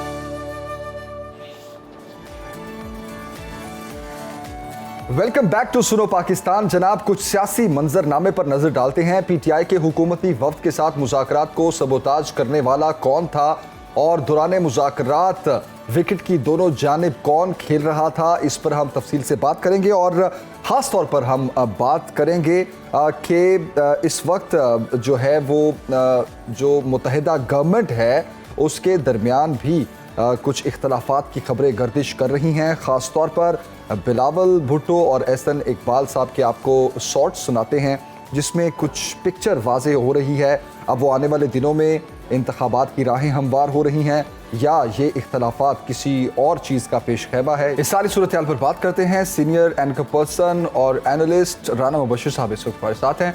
राना साहब बहुत शुक्रिया ज्वाइन करने के लिए सर, एंड गुड मॉर्निंग। मैंने भी देखा आपके हाथ में दूध या शायद लस्सी का गिलास है। हम तो इधर कॉफियां पी के अपनी टेंशन्स खत्म करने की कोशिश कर रहे हैं, स्ट्रेस को खत्म कर रहे हैं। इस्लामाबाद में चिल कर रहे हैं सर, लगता है कि वहाँ पर हालात बड़े अच्छे हैं। नहीं, मैं लस्सी पी रहा हूँ लेकिन eight the very same time मुझे पता चला आप अपना निकोटीन लेवल ठीक करने गए थे अभी। सर निकोटीन नहीं, कैफीन लेवल सर। कॉफी के 2 कप पीता हूँ सर मैं इन 2 घंटों में। Black coffee. इतनी टेंशन होती है, खबरें इस तरह की आ रही होती हैं। अब खास तौर पे आप देखें पीडीएम की हुकूमत जो इतना अच्छा मुल्क चला रही है, पिछले 1 साल से मुल्क में खुशहाली है और दूध और शहद की नहरें बह रही हैं और हर बंदा जो है वो खुश है। वज़ीर आज़म साहब ने कहा है कि आइंदा आने वाला साल जो है वो लोगों की बाइंग पावर बढ़ाई जाएगी, लोगों को अमीर किया जाएगा। और ऐसे में अब इनमें फूट पड़ रही है और नून लीग ने बजट दिया तो पीपल्स पार्टी कह रही है हम इसके साथ नहीं है। और फिर जलसों में इत्तेहादी जमातों के एक दूसरे पर जो तनकीद है, अवाम में क्या तासुर जा रहा है सर? वैसे तासुर तो ये जा रहा है जमील कि मैं हिना से रिक्वेस्ट करूंगा कि आपको सीधा जो है ना किसी हॉस्पिटल में लेके जाए कि आपको दूध और शहद की नहरें। सर मुझे लगता साहब अब हॉस्पिटल से काम ऊपर चला गया। दूध और शहद की नहरों में से आपने एक गिलास भर के अपने सामने टेबल पे रखा हुआ है। चक्कर ही एंजॉय योर लस्सी सर, लेकिन हमें बता दें कि क्या हो रहा है, ये अवाम में क्या तासुर जा रहा है। वज़ीर आज़म साहब को जो है बिलावल साहब क्रिटिसाइज कर रहे हैं, बजट की बातें कर रहे हैं। पहले इत्तेहाद हिना अभी ब्रेक में मेरे से एक सवाल पूछ रही थी कि मैं राणा साहब से जरूर पूछूंगी कि पहले इत्तेहादी बनने की इन्होंने एक्टिंग की है या फिर अभी लड़ाई झगड़ा चल रहा है वो एक्टिंग अच्छा मैं एक बात बताऊं, अभी जो है ना सिर्फ इनकी लड़ाई नहीं हो रही जी, अभी पार्टी की और नून लीग की लड़ाई नहीं हो रही सिर्फ, अभी जो लड़ाई हो रही है जमात JUI की भी लड़ाई हो रही है नून लीग के साथ। वो भी इकबाल साहब के साथ हो रही है। ठीक है, मजे की बात ये एक MP रहे हैं JUI के, मेरे ख्याल में टांग से शायद, तो उन जो है उनकी अभी रिसेंटली उनका झगड़ा हो गया एहसन इकबाल साहब से। कोई प्रोजेक्ट था और उसमें उन्होंने कहा जनाब एहसन इकबाल साहब ने कि 50% जो है ग्रांट जो है ना वो मिलेगी आपको फेडरल गवर्नमेंट से और 50% मिलेगी आपको KPK से। जी, वहाँ पे झगड़ा हो गया जी। एहसन इकबाल साहब के ऑफिस में वो जनाब MPA साहब और उसके साथ कुछ और लोग थे JUI के, वो सारे पहुंच गए। ये आप क्या कर रहे हैं, ये यहाँ पे हम तो प्रोजेक्ट लेके आए, आप ये नहीं कर रहे, हमें पैसे नहीं दे रहे। सो वहां पे भी एक झगड़ा हो गया। तो उसके लिए रिपोर्टेडली मौलाना फजलुर रहमान साहब जनाब प्राइम मिनिस्टर साहब से मिलने चले गए। सो ये एक झगड़ा नहीं है, ये तो आपको एक झगड़ा इसलिए नजर आ रहा है, इसके पीछे भी बहुत सी चीजें हैं। उस पार्टी झगड़े है, उसके पीछे PCB के चेयरमैन का भी झगड़ा है। हाँ जी, PCB चेयरमैन भी लगाना है। ज़का अशरफ साहब कमिटमेंट हुई थी पीपल्स पार्टी, ज़का अशरफ साहब को PCB का चेयरमैन लगाना है, लेकिन वो भी नहीं लग रहा।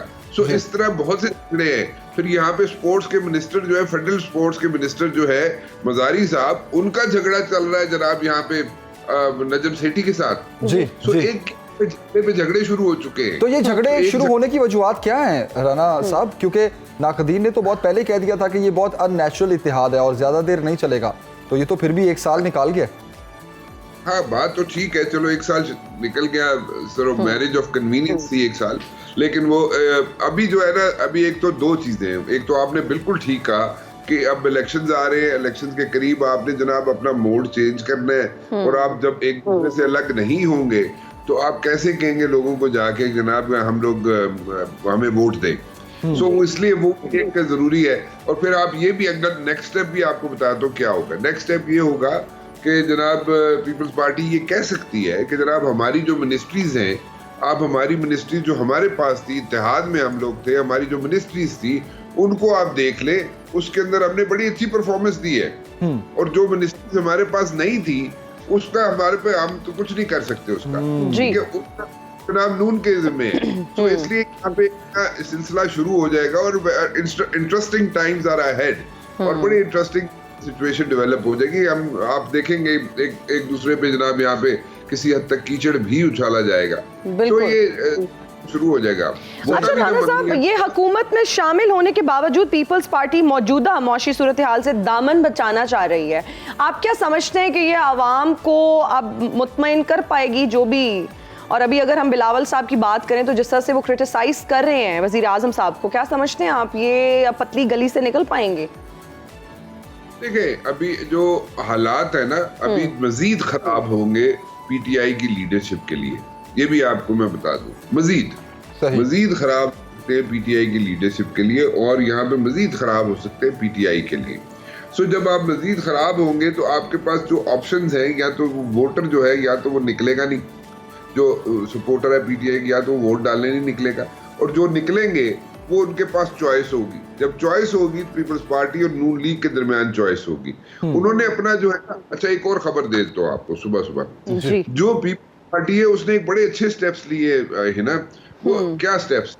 उनके पास जो पुराने लोग थे जो नाराज थे उनसे, पीपल्स पार्टी वालों से, ठीक है, जो बेनजीर भुट्टो साहिबा के साथ होते थे, और फिर उसके बाद जरदारी साहब जब आए तो वो जनाब नहीं थे उनके साथ, तो वो लोग जो है वो भी उनके साथ उन्होंने मिला लिए। जरदारी साहब ने बड़ा अच्छा एक यहाँ पे इनिशिएटिव लिया है, जैसे नाहिद अख्तर थी, ठीक है, वो लोग जो सारे थे ना, वो सारे नाहिद खान जो थी वो यूसुफ रजा गिलानी साहब आते हैं ना ज़हन में, तो नाहिद अख्तर याद आ जाती है। खैर anyway, वो नाहिद खान की बात, लस्सी के असरात आना शुरू हो गए।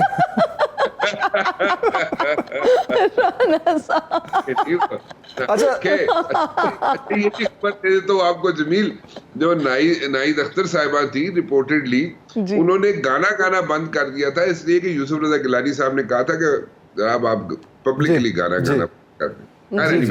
तो अब जो है जी क्यों कर रहे हो? अच्छा राना साहब, ये सिचुएशन आपने बड़ी एक इसमें इंटरेस्टिंग बात की कि आने वाले दिनों में ये लड़ाइयाँ भी मजीद बढ़ेंगी और दूसरी जानिब आपने ये कहा कि पीटीआई की लीडरशिप के लिए भी मुश्किलात बढ़ेंगी। अच्छा, अगर हम 2013 के इलेक्शंस को देखें और 2018 के 8 के इलेक्शंस को हम फिलहाल नहीं देखते क्योंकि सिचुएशन उस वक्त कुछ और थी।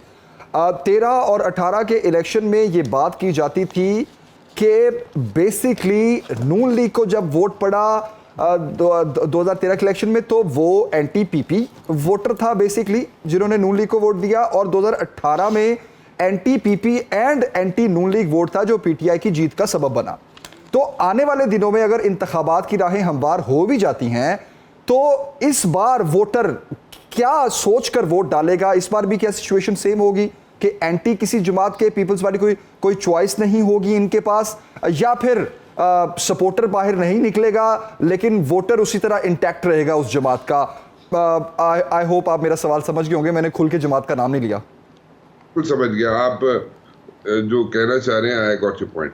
देखिए, जैसे मैंने कहा ना कि एक जब इलेक्शंस होंगे ना, तो एक जमात जो है जिसका नाम पीटीआई है, उन्होंने उनके कुछ ऐसे इक़दामात थे उनकी लीडरशिप के जो कि अगर टाइमली उसको करेक्ट कर लिया जाता, let me put it this way, तो वो मेरे ख्याल में उनकी सिचुएशन आज शायद थोड़ी सी मुख्तलिफ होती है। But at the very same time as I said कि इनके हालात जो लीडरशिप के हैं पीटीआई के, वो मजीद खराब हो सकते हैं। ठीक है, अब वो जो वोटर है जमील, वो साइड पे हो जाएगा प्रोबेबली। ठीक है, वो वोट से अपने आप को परे कर लेगा probably. This is my take on this situation. वो अपने आप थोड़ा सा अलग कर लेगा, लेकिन बाकी जो लोग रह जाएंगे जो पीपल्स पार्टी और नून लीग के सपोर्टर हैं, उनके पास एक चॉइस होगी। Now they have to make a choice कि हमने किसको देना है वोट। ठीक है, अब जैसे मैंने कहा कि पीपल्स पार्टी ने अपने आप को बहुत सेफ कर लिया है as far as Sindh is concern. So वहाँ पे जो स्प्लिट हुए थे लोग बेनज़ीर भुट्टो साहिबा के दौर में, उनको भी उन्होंने जरदारी साहब ने अपने फोल्ड्स में ले लिया है, अपने साथ शामिल कर लिया है पीपल्स पार्टी। सो वहाँ पे तो उनकी ऑपोजिशन ही खत्म हो गई है। ठीक है, सो सिंध के अंदर के हद तक उनकी ऑपोजिशन खत्म हो चुकी है। जो छोटे छोटे ग्रुप्स थे जो नाराज थे, कुछ कोई वजह थी जो भी थी, उन्होंने सबको साथ मिला लिए। ठीक है, जैसे खान का मैंने जिक्र किया, उनकी फैमिली में से कोई आ सकता है, इसी तरह और कई लोग हैं जो इंटीरियर सिंध से हैं, वो भी साथ मिला लिए उन्होंने। सो वहां पे तो उनके पास स्मूथ सेलिंग है पीपल्स पार्टी के पास। Now when it comes to Punjab के अंदर ना, साउथ में भी उन्होंने अपने जनाब यहाँ पे बड़ा अच्छा प्ले किया हुआ है। ठीक है, अभी in the days to come probably वो भी सामने लेके आ जाएंगे, अपने कार्ड शो कर देंगे पीपल्स पार्टी वाले। सो वो अपने जो हुकूमत होगी ना जमील यहाँ पे पंजाब में, क्योंकि हम लोग पंजाब में बैठे हुए, तो पंजाब की हुकूमत उस वक्त तक नहीं बन सकेगी। मतलब this is their approach, this is how they are going to take it Peoples Party वालास, कि वो जब किसी को बनाएंगे चीफ मिनिस्टर, तो तब ही चीफ मिनिस्टर बनेगा, क्योंकि उनकी वोटों से, उनके एमपीएस से ही चीफ मिनिस्टर बनेगा। अगर वो असर्ट करेंगे तो चीफ मिनिस्टर बनेगा, नहीं तो नहीं बनेगा। सो यहाँ तक पोजीशन लाना चाहते हैं। Eight the very same time जो साउथ में उन्होंने वर्किंग की है, और कुछ वर्किंग उन्होंने जनाब यहाँ पे पंजाब के अंदर भी किए। को देखे ना, पीटीआई के अंदर मेजोरिटी वो गए थे, वो पीपल्स पार्टी छोड़ के गए थे, मेजोरिटी पार्टी छोड़ के गए थे। सही, वो अपने केयरफुली उनको वापस ले रहे हैं। सही, आ जाओ जी, आ जाओ। नहीं, राना साहब एक सिचुएशन में और ऐड करना चाहता हूँ आपके इस तज्जिए में, कि दूसरी जानिब सूरत हाल ये है कि पीपल्स पार्टी अपने सूबे में और नून लीग अपने सूबे में, पंजाब और सिंध की अगर बात की जाए, तो आप देखें कि जितनी वीक थी नून लीग, अब उसी तरह जैसे ही अबूरी सेटअप बना, और अबूरी सेटअप में नून लीग अपनी जड़ें मजबूत कर रही है। और वो जड़ें किस तरह मजबूत की जाती हैं आप बेहतर जानते हैं, ख़ास तौर पर इलेक्शन डेज जब आने होते हैं तो किन किन इदारों की ड्यूटी लगती है और किस किस तरह इलेक्शन करवाया जाता है। अब ये जो एक साल की इनकी इत्तेहादी हुकूमत चल रही थी, अब नाराजगियां और गिले शिकवे और लड़ाई झगड़ा सामने आना शुरू हो गया है। एक तरफ है नवाज शरीफ साहब जिन्होंने अपनी पार्टी को कह दिया कि आप इलेक्शन की तैयारी करें, पीपी भी चाहती है कि इलेक्शन हो, लेकिन बिलावल भुट्टो साहब कह रहे हैं कि इत्तेहादी बेसिकली एक दूसरे के साथ जो है वो अभी इलेक्शन के हक में नहीं है, मुत्तफिक नहीं हुए इस पॉइंट पे। तो एक तो सवाल मेरा ये है कि ये कैसे इत्तेहादी हैं जो इलेक्शन करवाना ही नहीं चाह रहे। दूसरा, क्या अबूरी सेटअप लॉन्गर टर्म के लिए भी चल सकता है, क्योंकि अभी तो इस हुकूमत ने बड़ा कुछ करना है और टाइम स्पेन बड़ा कम है अपनी परफॉर्मेंस दिखाने के लिए। ठीक कह रहे हैं, बिल्कुल सही कह रहे हैं। एक तो आप बजट की तरफ आ जाए, जो परफॉर्मेंस की बात थी ना आपने कि जो ये बड़ा टाइम स्पेन कम है, इसको अगर आप फोकस करेंगे ना बजट पे, तो बजट आपको ऐसे नजर आएगा कि जो छोटे स्पेन के लिए बना, छोटा स्पेन सामने रख के फोकस करके, थोड़े टाइम को सामने रख के उसके लिए फोकस करके बजट बनाया गया है। क्योंकि इसमें आपको कई चीजें ऐसी नजर आएंगी जो कि बिल्कुल शॉर्ट टर्म के लिए है, ठीक है। सो वो एक इससे समझ आती है कि इलेक्शंस होंगे, एंड सेकेंडली उन्होंने जो कुछ करना था इससे बेहतर मतलब तरीके से वो ला सकते थे बजट, मतलब कि वो देयर आर सर्टेन थिंग्स को वो ज्यादा इम्पोज कर सकते थे मासेस के ऊपर, उन पे बोझ डाल सकते थे, let me put it this way, लेकिन वो नहीं डाला गया। सो इससे है कि इलेक्शन मोड में ये लोग जा रहे हैं, ठीक है।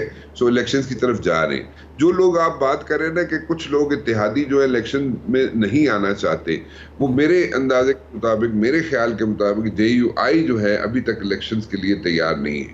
So JUI is like you know reluctant to go for elections, वो नहीं चाहती कि इलेक्शंस हो, ठीक है।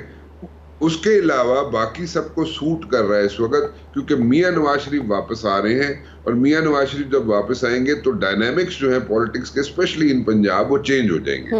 सो जब चेंज होंगे डायनामिक्स, तो उसमें वो नून लीग को भी सूट करेंगे इलेक्शन फिर, ठीक है।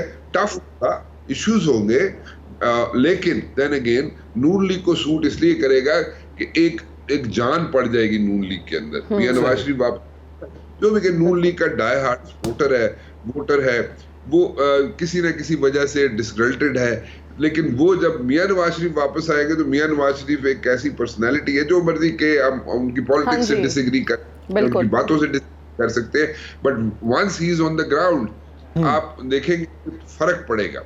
बिल्कुल बिल्कुल बिल्कुल। और अब तो नाअहली वाली जो तलवार थी, वो अब तो नाअहली वाला मामला भी सर रोल बैक हो रहा है। बिल्कुल नबील, अब नाअहली वाला भी रोल बैक होगा, क्योंकि वो भी देखिए, to be very honest, unrealistic था कि लाइफ टाइम नाअहली नहीं होनी चाहिए। ठीक है, 5 साल के लिए कर दें आप, जो सर 5 साल के लिए एग्जैक्टली, अगर 5 साल वाला ये मामला अब चूंकि हो गया तो 6.5 साल तो हो गया मियां साहब को, तो इसका मतलब है कि वापस आ सकते हैं वो। जी। अच्छा राणा साहब, हुकूमत और अगर पीटीआई की बात करें और उनके दरमियान जो मुज़ाकरात की नाकामी है, उसके पसे पर्दा हकायक क्या है, आज हमें अंदर की खबर बता दें। और विकेट के दोनों तरफ कौन खेल रहा है, और विकेट के दोनों तरफ कौन खेल रहा है ये भी बता दें, जिसकी कंप्लेन भी की गई बार बार, सदर पाकिस्तान ने भी जो है ना वो बार बार कंप्लेन की। नहीं, शुरू में जरा थोड़ा सा काइंडली बताएंगे, रिपीट करें, किसकी बात करेंगे आप?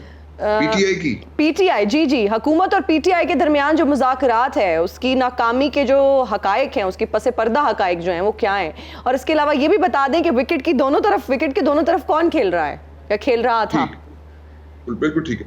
देखिए, मैं शुरू से पिछले तकरीबन 4.5-5 महीने से कह रहा हूँ कि देयर आर सर्टेन पीपल, 4 से 5 लोग थे, फिर उसके बाद 4 हो गए, 3 से 4 रह गए, 3 से 4 लोग ऐसे जरूर थे पीटीआई की लीडरशिप के इर्द गिर्द, जो कि उनको मिसगाइड कर रहे थे, ठीक है।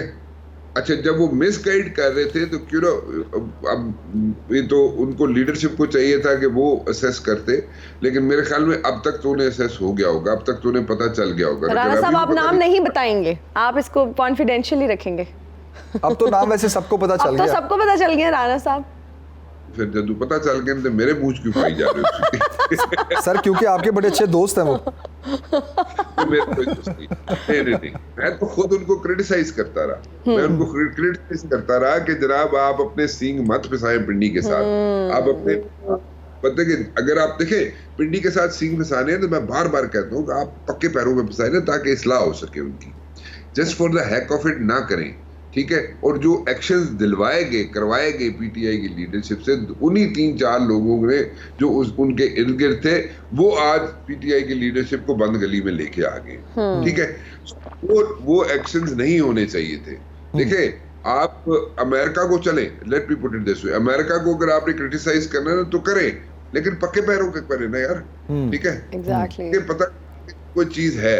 देखिए, आप एक यहाँ आप देखें, डोनर एजेंसीज हैं, IMF है, वर्ल्ड बैंक है, एशियन डेवलपमेंट बैंक है, जो भी ले लें, ठीक है, इन सब से आपने लेने भी हैं, पैसे भी लेने हैं इनसे, जनाब आपने फाइनेंशियल असिस्टेंस लेनी भी है, और फिर आप क्रिटिसाइज कर रहे हैं अमेरिका को। अमेरिका तो असर्ट करता है उन पे, सब पे, बिल्कुल जोर चलता है उन पे। जब उन पे जोर चलता है, या तो आपके घर में दाने इतने हो, आप इकोनॉमिकली इतने स्ट्रांग हो, तो आप किसी की बात। तो राणा साहब, फिर अब ऐसे लोगों का फ्यूचर क्या देखते हैं जो नई जमातों में जाने की कोशिश कर रहे हैं या जा चुके हैं? क्या समझते हैं, क्या इन पर लोग अब दोबारा से एतबार कर पाएंगे? वही पुराने चेहरे और नई जमातें क्या कहेंगे, क्या नया लेकर आएंगे अवाम के लिए? देखिए, टफ होगा, it's going to be very very tough, but at the very same time जो लोग नई जमातों की जो आप बात करें, मेरे ख्याल में प्रॉब्ली आप जहांगीर तरीन साहब की, अलीम खान साहब वाली जमात की बात करी, तो उस जिन लोगों के साथ ज्यादतियां हुई हैं, देखें जैसे जहांगीर खान थे, उसके साथ ज्यादती हुई है, ठीक है, उसमें कोई शक नहीं है, क्योंकि जहांगीर खान जो है वो अपना बिल्कुल इस तरह से आउट ऑफ द वे जाके पीटीआई की लीडरशिप को सपोर्ट करते थे, पीटीआई को सपोर्ट करते थे। आपने सबने देखा है यार, इतनी कोई जी बिल्कुल। And same goes for Aleem Khan. Aleem Khan ने भी आउट ऑफ द वे जाके, आउट ऑफ हर चीज को पीछे रखते हुए, अलीम खान भी पीटीआई की लीडरशिप के साथ खड़ा रहा और पीटीआई के लिए खड़ा रहा, ठीक है।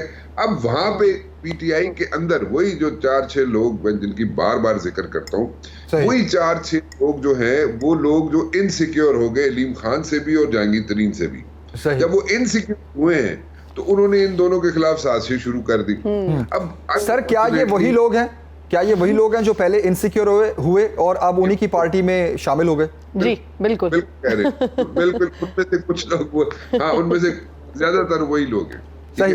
अच्छा सर, फिर एक सवाल है मेरा, पता जमील को सब है राणा साहब, लेकिन आपकी ज़बानी सुनना चाहता है। राणा साहब, आखिरी सवाल मैं पूछना चाहूंगा, वक्त की कमी भी है और अगर आप चाहें तो इसका शॉर्ट आंसर भी कर सकते हैं। वो सवाल ये है सर कि अब इंटरेस्ट की गेम तो पीछे रह गई, अब जो सिचुएशन है वो है फायदे की, कि फायदा किसका होगा आने वाले टाइम में, किस जमात का, किस सूबे में, किसकी सियासत को, क्योंकि नुकसान वाला सारा एपिसोड तो समझिए आप गुजर रहा है और उसका एक एंड होने वाला है। तो मौजूदा जो सियासी सूरत हाल है, आने वाले दिनों में सबसे ज्यादा फायदा किस जमात को होने जा रहा है? देखिए, चेंज होंगी सिचुएशन और क्लैरिटी आएगी उसमें मियां नवाज शरीफ के आने के बाद। सही।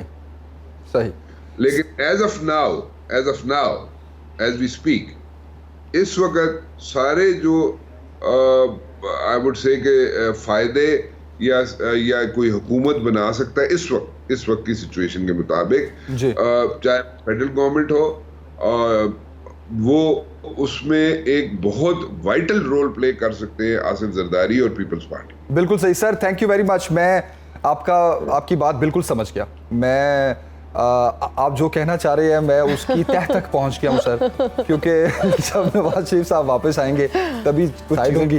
राणा साहब, बहुत शुक्रिया आपके वक्त। Thank you so much Rana साहब। अभी एक ब्रेक लेते हैं जनाब, ब्रेक के बाद हासिल होंगे। देखते रहिए सुनो पाकिस्तान, सुबह की हर बात। आओ।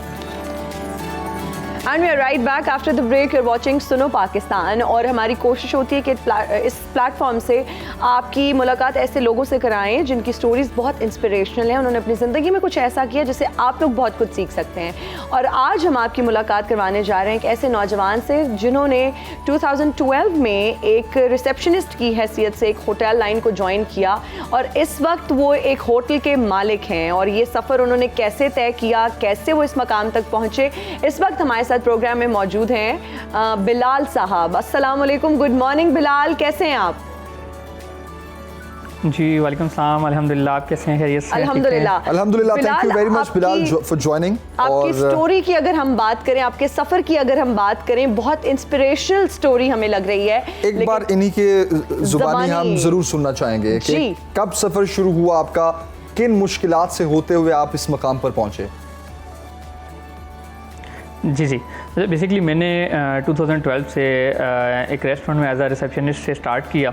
तो लेकिन डे फर्स्ट से था कि यार माइंड में कि अच्छा कुछ करना है, कुछ अपना सेटअप बनाना है, चाहे छोटा सा हो। फिर आहिस्ता आहिस्ता करते आप कह लें कि 2012 से रिसेप्शनिस्ट जब स्टार्ट किया, फिर उसके बाद डिफरेंट रेस्टोरेंट्स में एज अ मैनेजर रहा। काफ़ी सारे रेस्टोरेंट इस्लामाबाद के अंदर ओपन करवाए। फिर उसके बाद जब अब लगा कि अब इससे आगे डेजिग्नेशन और कोई नहीं है, तो फिर लगा कि नहीं अब अपने सेटअप की तरफ जाना चाहिए। तो फिर उसके बाद मैंने अपने सेटअप की तरफ स्टार्ट किया। आपने फिर काफी जगहों पे काम किया बिलाल, आपने काफी जगहों पर काम किया। तो जब आपने अपना सेटअप बनाया तो उसमें क्या खास बात है, क्या हट के है जो कहीं और नहीं है, यूनिकनेस क्या है?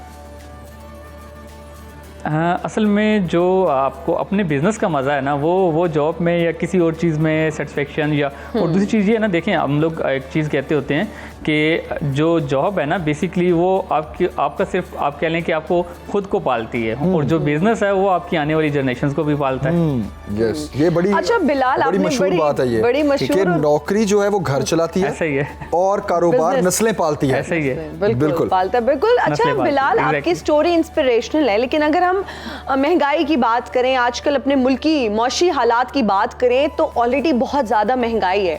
तो किस तरह से फिर आपने मैनेज किया अपने एक्सपेंसेस को, क्योंकि पैसे भी बहुत ज़्यादा खर्च हुए होंगे। तो बताइए, जो लोग आपको देख रहे हैं जो इस तरह से बिजनेस स्टार्ट करना चाहते हैं, क्या कोई अंदर की कोई टिप आप देना चाहेंगे, कोई ऐसी आपके पास कोई मैजिक? कम पैसों में किस तरह एक बड़ा सेटअप लगाया जा सकता है, या फिर एक अच्छा बिजनेस स्टार्ट किया जा सकता है?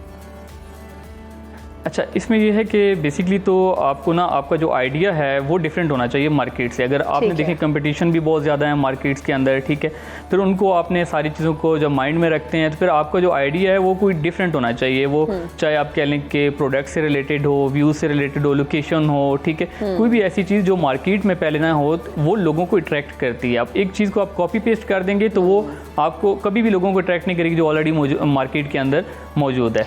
बिल्कुल बिलाल, तो आपके आइडिया में क्या डिफरेंट है? What is different in your idea? अभी मैं आपको बताऊं कि अभी जो हम लोग पहले जो मैंने स्टार्ट किया था वो तो अनफॉर्चुनेटली अब कह लें कि एक शॉर्ट सर्किट में जल गया था रेस्टोरेंट, ठीक है।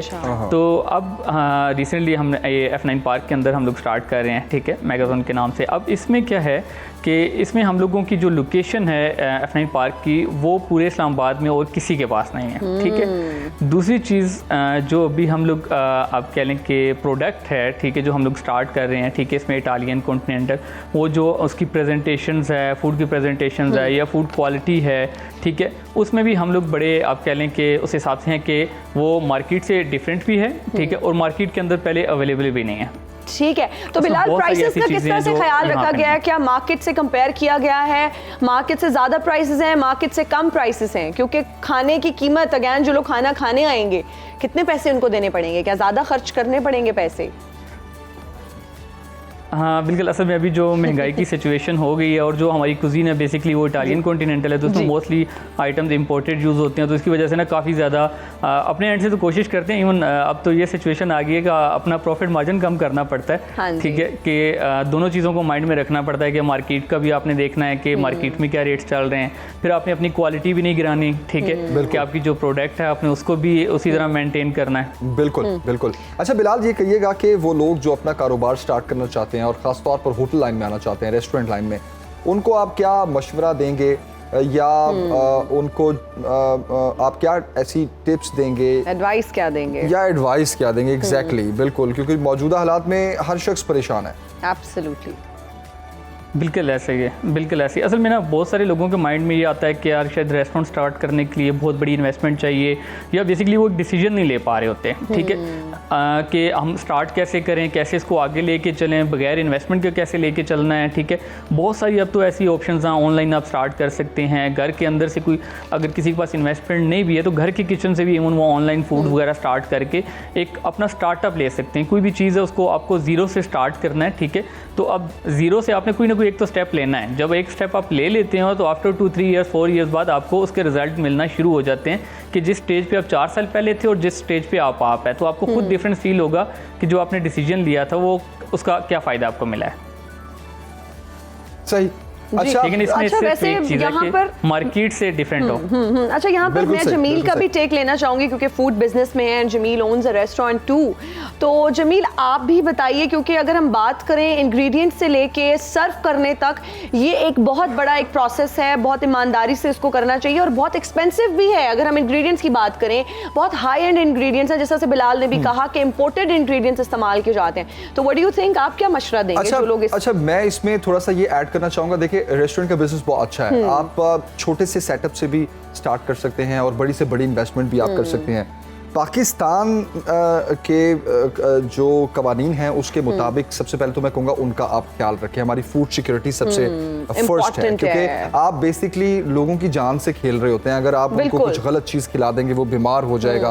आपको हर चीज़ का ख्याल रखना है। अच्छा, एक चीज़ जो मैंने ड्यूरिंग दिस एक्सपीरियंस सीखी है वो ये है कि अगर आप कारोबार पर खुद नहीं खड़े हुए ना तो कोई आपको कमा कर नहीं देगा। बेशक आप लाखों की सैलरी दे दें उसको, आप 5 बंदे हायर कर लें या 10 कर लें, आप 20,000 का बंदा हायर कर लें या 1.5 लाख का, जी, कोई आपको कमा के नहीं देगा जब तक आप खुद वहां पर खड़े नहीं है। Would you agree with me Bilal? जी एग्जैक्टली, मैं आपको बताऊं कि बहुत सारे रेस्टोरेंट्स हम लोग देखते हैं कि फ्लॉप भी हो जाते हैं, बड़ी अच्छी अच्छी लोकेशन पे होते हैं, फ्लॉप हो जाते हैं। इन्वेस्टमेंट का भी कोई इशू नहीं होता, लेकिन उसके बावजूद उसकी रीज़न यही होती है कि जो इन्वेस्टर्स होते हैं बेसिकली उनको इन चीज़ों पे ग्रिप नहीं होती। जब तक वो बेचारे सीखते हैं तब तक उनको जो है ना पता चलता है कि जी हमने तो जो इन्वेस्टमेंट की थी वो तो सारी हमने ज़ाया कर दी। तो वो 4-5 साल के बाद फिर दोबारा जब तक वो सीखते हैं फिर दोबारा वो ज़ीरो से स्टार्ट करते हैं कि ठीक है अब हमने सीख लिया, फिर वो बिज़नेस को लेके आगे चलते हैं। मोस्टली आपको नज़र आएगा कि जो जिनकी फील्ड बेसिकली लोगों को यही लगता है ना कि ये एक फील्ड है तो बड़ी इजी है कि ठीक है जी वो शेफ हायर कर लिए, मैनेजर हायर कर लिए और रेस्टोरेंट को रन कर लेंगे। एक्चुअल में ऐसा नहीं है। जब तक आपको खुद फूड का पता नहीं है, आपको खुद जो है ना इन चीज़ों के ऊपर ग्रिप नहीं है, ठीक है, आपको टेस्ट का नहीं पता, आपको खुद आइडिया नहीं है, आपको नॉलेज नहीं है इंग्रेडिएंट्स के बारे में, चीज़ों के बारे में, रेसिपीज के बारे में, तो आप किसी पे इस तरह से ब्लाइंड ट्रस्ट नहीं कर सकते। अच्छा बिलाल, एक और कमेंट लेना चाहूँगी। आपने इटालियन क्यूजीन की बात की, कॉन्टिनेंटल की बात की, तो हमारे मुल्क में उस तरह से अगर अच्छे शेफ्स की बात की जाए तो बहुत पैसे लेते हैं वो। तो क्या आपके जो शेफ्स हैं वो वेल ट्रेन्ड हैं, क्वालिफाइड हैं, और किस तरह से, क्या आपके पाकिस्तानी शेफ्स ही हैं अभी? नहीं, अच्छा बेसिकली इसमें तो ये है कि पहले तो आज से ना आप कह लें 7-8 साल पहले तक इतना ज़्यादा होटलिंग का इतनी अच्छी फील्ड समझी भी नहीं जाती थी, ठीक है, और बहुत ज़्यादा इसका वो भी नहीं था। अभी तो ये है कि डिफरेंट कॉलेजेस वगैरह ओपन हो गए हैं जो होटल मैनेजमेंट में ग्रेजुएशन करवा रहे हैं, शेफ़ के कोर्सेज करवा, अभी बड़े पढ़े लिखे शेफ्स और बड़े एजुकेटेड लोग आ रहे हैं इस इंडस्ट्री में, जो कि हमारे लिए बड़ा, इंडस्ट्री के लिए भी बड़ा अच्छा डिसीजन है कि इन लोगों को समझाना, इन लोगों को ट्रेन करना, ये चीज़ें बहुत ज़्यादा ईजी होती हैं, जैसे हाइजीन से रिलेटेड होती हैं। तो एजुकेटेड बंदा इन चीज़ों के ऊपर जल्दी ग्रिप करता है। तो आप ये कह रहे हैं कि यहाँ पे बिल्कुल, अब आप सही कह रहे हैं कि यहाँ पर भी उस तरह के डिप्लोमाज हैं, कोर्सेज हैं, शॉर्ट कोर्सेज हैं जिसमें लोग जा सकते हैं कॉलेजेस में और जाके शेफ्स के कोर्सेज कर सकते हैं। मोहम्मद बिलाल, आपका बहुत शुक्रिया हमें ज्वाइन करने के लिए, और आपकी स्टोरी बहुत से लोगों के लिए इंस्पिरेशन भी है। और हम अपने नाज़रीन से यही कहेंगे कि आप कोई अगर अपना बिजनेस स्टार्ट करना चाहता है तो ये सिर्फ एक आप कह लीजिए कि थोड़ा सा आपको एक झिझक है, एक झिझक के अलावा कुछ नहीं, आप डर रहे होते हैं लेकिन जमील, इट्स वेरी हो पाएगा या नहीं, पैसे ज़ाया ना हो जाएं, मेरा कोई एक्सपीरियंस नहीं है। पीपल से इट्स योर लक, इसमें लक फैक्टर जो है बहुत ज्यादा होता है। आई डोंट नो कितने बात ये दुरुस्त है, to what extent this is correct. देखिए लक को सिर्फ 10% इसमें से, so 90% is your hard work, your dedication. Exactly, ठीक है। आपकी अगर 100% भी लक है ना, लेकिन आप उसकी तरफ, उस काम की तरफ तवज्जो नहीं दे रहे और आपको कोई ABC भी नहीं पता उस काम की, तो आपकी लक किस काम आएगी? जमील, एक और बात भी मैं यहाँ पर कहना चाहूंगी कि बहुत बड़े बड़े एस्टैब्लिश्ड बिजनेसेस जो हैं उनको फिर डिफेम भी किया जाता है। हमने एक सोशल मीडिया पर एक स्टोरी देखी जिसमें एक डिजर्ट था, एक केक था जिसके अंदर एक लिजर्ड थी, और वो फिर बाद में मैनेजमेंट की तरफ से कहा गया कि ये सारी झूठ पर मबनी एक कहानी थी, झूठ का पलंदा था। बेकरीज के खिलाफ भी इसी तरह का एग्जैक्टली, तो इसमें आपको इस तरह की चीजें भी फेस करनी पड़ती हैं। और जब जमील ने बात की कि surveillance and check and balance is very important, फिर मुझे ये लगता है कि क्वालिटी ऑफ इंग्रेडिएंट्स भी बहुत मैटर करते हैं कि आपके इंग्रेडिएंट्स क्या हैं। अच्छा, जब हम आपके रेस्टोरेंट्स गए, चलो आपकी मुंह की तारीफ नहीं है, लेकिन जब हमारी टीम इनके रेस्टोरेंट गई और अब जाते भी रहते हैं, हम बहुत रिलीजियसली, तो खाने की क्वालिटी के साथ साथ चीज़ों का मयार बहुत अच्छा था। वो जो फ्राइज इवन हम खा रहे थे, हम ये डिस्कस करते थे, जो घर में फ्राइज हम खाते हैं, बहुत अच्छा उनका रिच टेस्ट था। वो जो तेल जला के बनाते हैं उसमें फ्राइज, वो वैसे नहीं थे। और फोकस भी इसी चीज पे है कि कोई भी गैर मियारी या लो ग्रेड चीज यूज ना की जाए, क्योंकि आप बेशक ₹1 कमा लें लेकिन अच्छा हलाल का कमा लें। जमील की एक बात है कि उन्होंने जब स्टार्ट किया तो we all were very excited और अल्हम्दुलिल्लाह इज डूइंग गुड। और इसकी वजह ये भी है कि क्वालिटी बहुत अच्छी थी, फोकस वाज ऑलवेज इनका, जो मैंने जब भी हम इनसे बात करते थे तो इनका फोकस क्वालिटी होता था।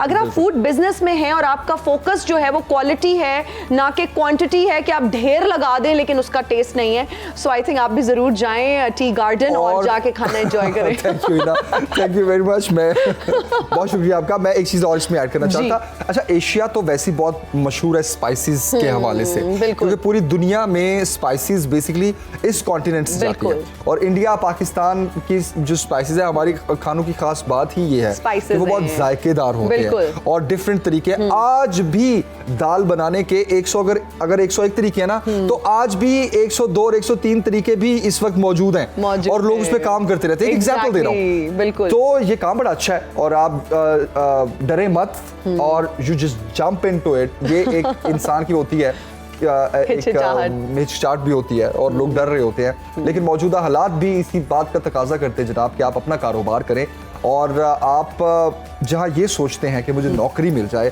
आप वहीं ये सोचिए और अल्लाह से दुआ कीजिए कि अल्लाह मुझे ऐसा बना दे कि मैं लोगों की नौकरियों का सबब बनूं। अरे वाह, खूबसूरत बात। तो ये भी एक जज्बा आपके अंदर बहुत जोश पैदा करता है। आपके रेस्टोरेंट में नौकरी मिल सकती है? हिना, मैं PR के लिए तो कंफर्म आपको कंसीडर कर सकता हूँ। मैं तो नौकरी का सोच रही थी, लेकिन चले कोई बात नहीं। मैं I'll pay you for PR। Really? Thank you। एक ब्रेक लेते हैं जनाब, ब्रेक के बाद हाजिर होंगे। Stay with us।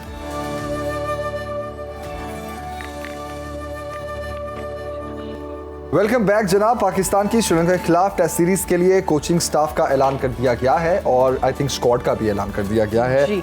और स्क्वाड का ऐलान भी कर दिया गया है। और इसके अलावा हम एशिया सीरीज के हवाले से भी बात करेंगे। पहला टेस्ट जो है वो दूसरी इनिंग्स में इंग्लैंड के 28 रन पर 2 खिलाड़ी पवेलियन लौट गए हैं।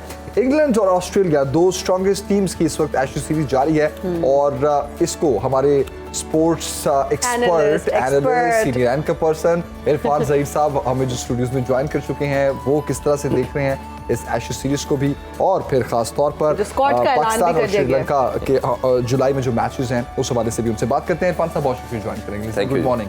कैसे हैं? अल्हम्दुलिल्लाह। Are you excited? Cricket is back. हाँ, क्रिकेट हो रही है। इरफान साहब तो एक्साइटेड नहीं है। हमारा ये है कि पूरा साल ही कहीं ना कहीं कुछ ना कुछ चलता रहता है, तो एक्साइटेड ही रहते हैं पूरा साल ही। तो इरफान साहब क्या कहेंगे पाकिस्तान वर्सेस पहले स्क्वाड की बात कर लेते हैं। जब भी स्क्वाड किसी भी आप टूर्नामेंट की बात करें या सीरीज की करें, तो कुछ लोग खुश होते हैं, कुछ ना खुश होते हैं। बट ऑन द मेरिट बात की जाए तो उसमें सबसे पहले एक जो आपने स्क्वाड की बात की, उसमें मॉर्नी मॉर्कर की एडिशन हो चुकी है एज ए बॉलिंग कोच जी। पार्शली पहले उमर गुल को रखा गया था, उनकी जगह पे मॉर्नी मॉर्कल आ चुके हैं और मोस्ट लाइकली यही अब कंटिन्यू करेंगे। बाकी मिकी आर्थर की टीम जो है वो तो सारी समहाउ प्रिपेयर हो चुकी थी, तो ये एक एडिशन है। बाकी स्क्वाड की बात करें तो उसमें 3-4 ऐसी चेंजिंग है जिस पर ज़रूर बात करनी चाहिए। एक आपने अबू हरेरा को चांस दिया, इस लड़के ने 2 साल में बड़ा परफॉर्म किया, बट आपने जिसकी जगह पे रखा कामरान गुलाम, जिसने 3 साल सबसे हाईएस्ट रन बनाए, 37 साल का रिकॉर्ड भी ब्रेक किया था। अब उस बच्चे को जब स्क्वाड में रखा गया, कोई टेस्ट मैच नहीं खिलाया गया, और अब जब बाहर किया गया तो वो क्या सोच रहा होगा कि मैंने ऐसा क्या किया था कि मैं टीम में आया और किन बेसिस के ऊपर मैं टीम से आउट कर दिया गया। तो ये मेरा ख्याल है बहुत बड़ी ज्यादती है। ये पीसीबी को सोचना चाहिए कि अगर आप किसी बच्चे को टीम में सेलेक्ट करते हो तो एटलीस्ट उसको एक प्रॉपर चांस भी फिर देना चाहिए। तो विदाउट गिविंग चांस आप किस तरह किसी बच्चे को टीम से बाहर कर सकते हो। दूसरा, मैद बिन यूसुफ ने बड़ा परफॉर्म किया था, उस लड़के को चांस नहीं दिया गया। अगर आपका परफॉर्मेंस ही क्राइटेरिया था तो फिर आपने उस बच्चे को भी चांस देना था। तो उसको नहीं रखा गया। इसी तरह स्पिन डिपार्टमेंट के अंदर बहुत ज़रूरी है बात करना। आपने नवाज़ और नुमान अली को रखा। आप ये देखें कि श्रीलंका के 4-5 लेफ्ट हैंडेड बैट्समैन हैं और फिंगर स्पिनर का बड़ा रोल होता है, जो कि हारून रशीद साहब जो चेयरमैन चीफ सेलेक्टर भी हैं, उन्होंने भी यही कहा जी फिंगर स्पिनर बड़ा वाइटल रोल प्ले करेगा श्रीलंका में। तो आपने एक भी ऑफ स्पिनर नहीं रखा।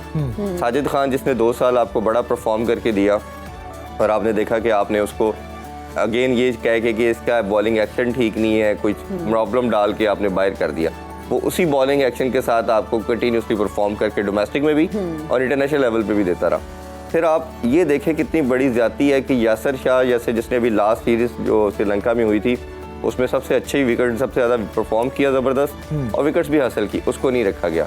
वो भी एक बेचारा लाइकिंग डिसलाइकिंग के चक्कर में मारा गया और उस पर बड़ी बात सबने की बट उसको नहीं खिलाया गया। फिर आप ये देखें कि आपके पास उसामा मीर था, जो लड़का एक ऐसी कमोडिटी बना जिसने डोमेस्टिक PSL और हर जगह पे इंटरनेशनल लेवल परफॉर्म किया, आपने उसको भी नहीं चांस दिया। तो ये आप पाकिस्तान जैसे बड़े मुल्क के अंदर जहाँ इतना टैलेंट की बात की जाती है, क्या पूरे मुल्क के अंदर कोई ऑफ स्पिनर और कोई लेग ब्रेक बॉलर नहीं है?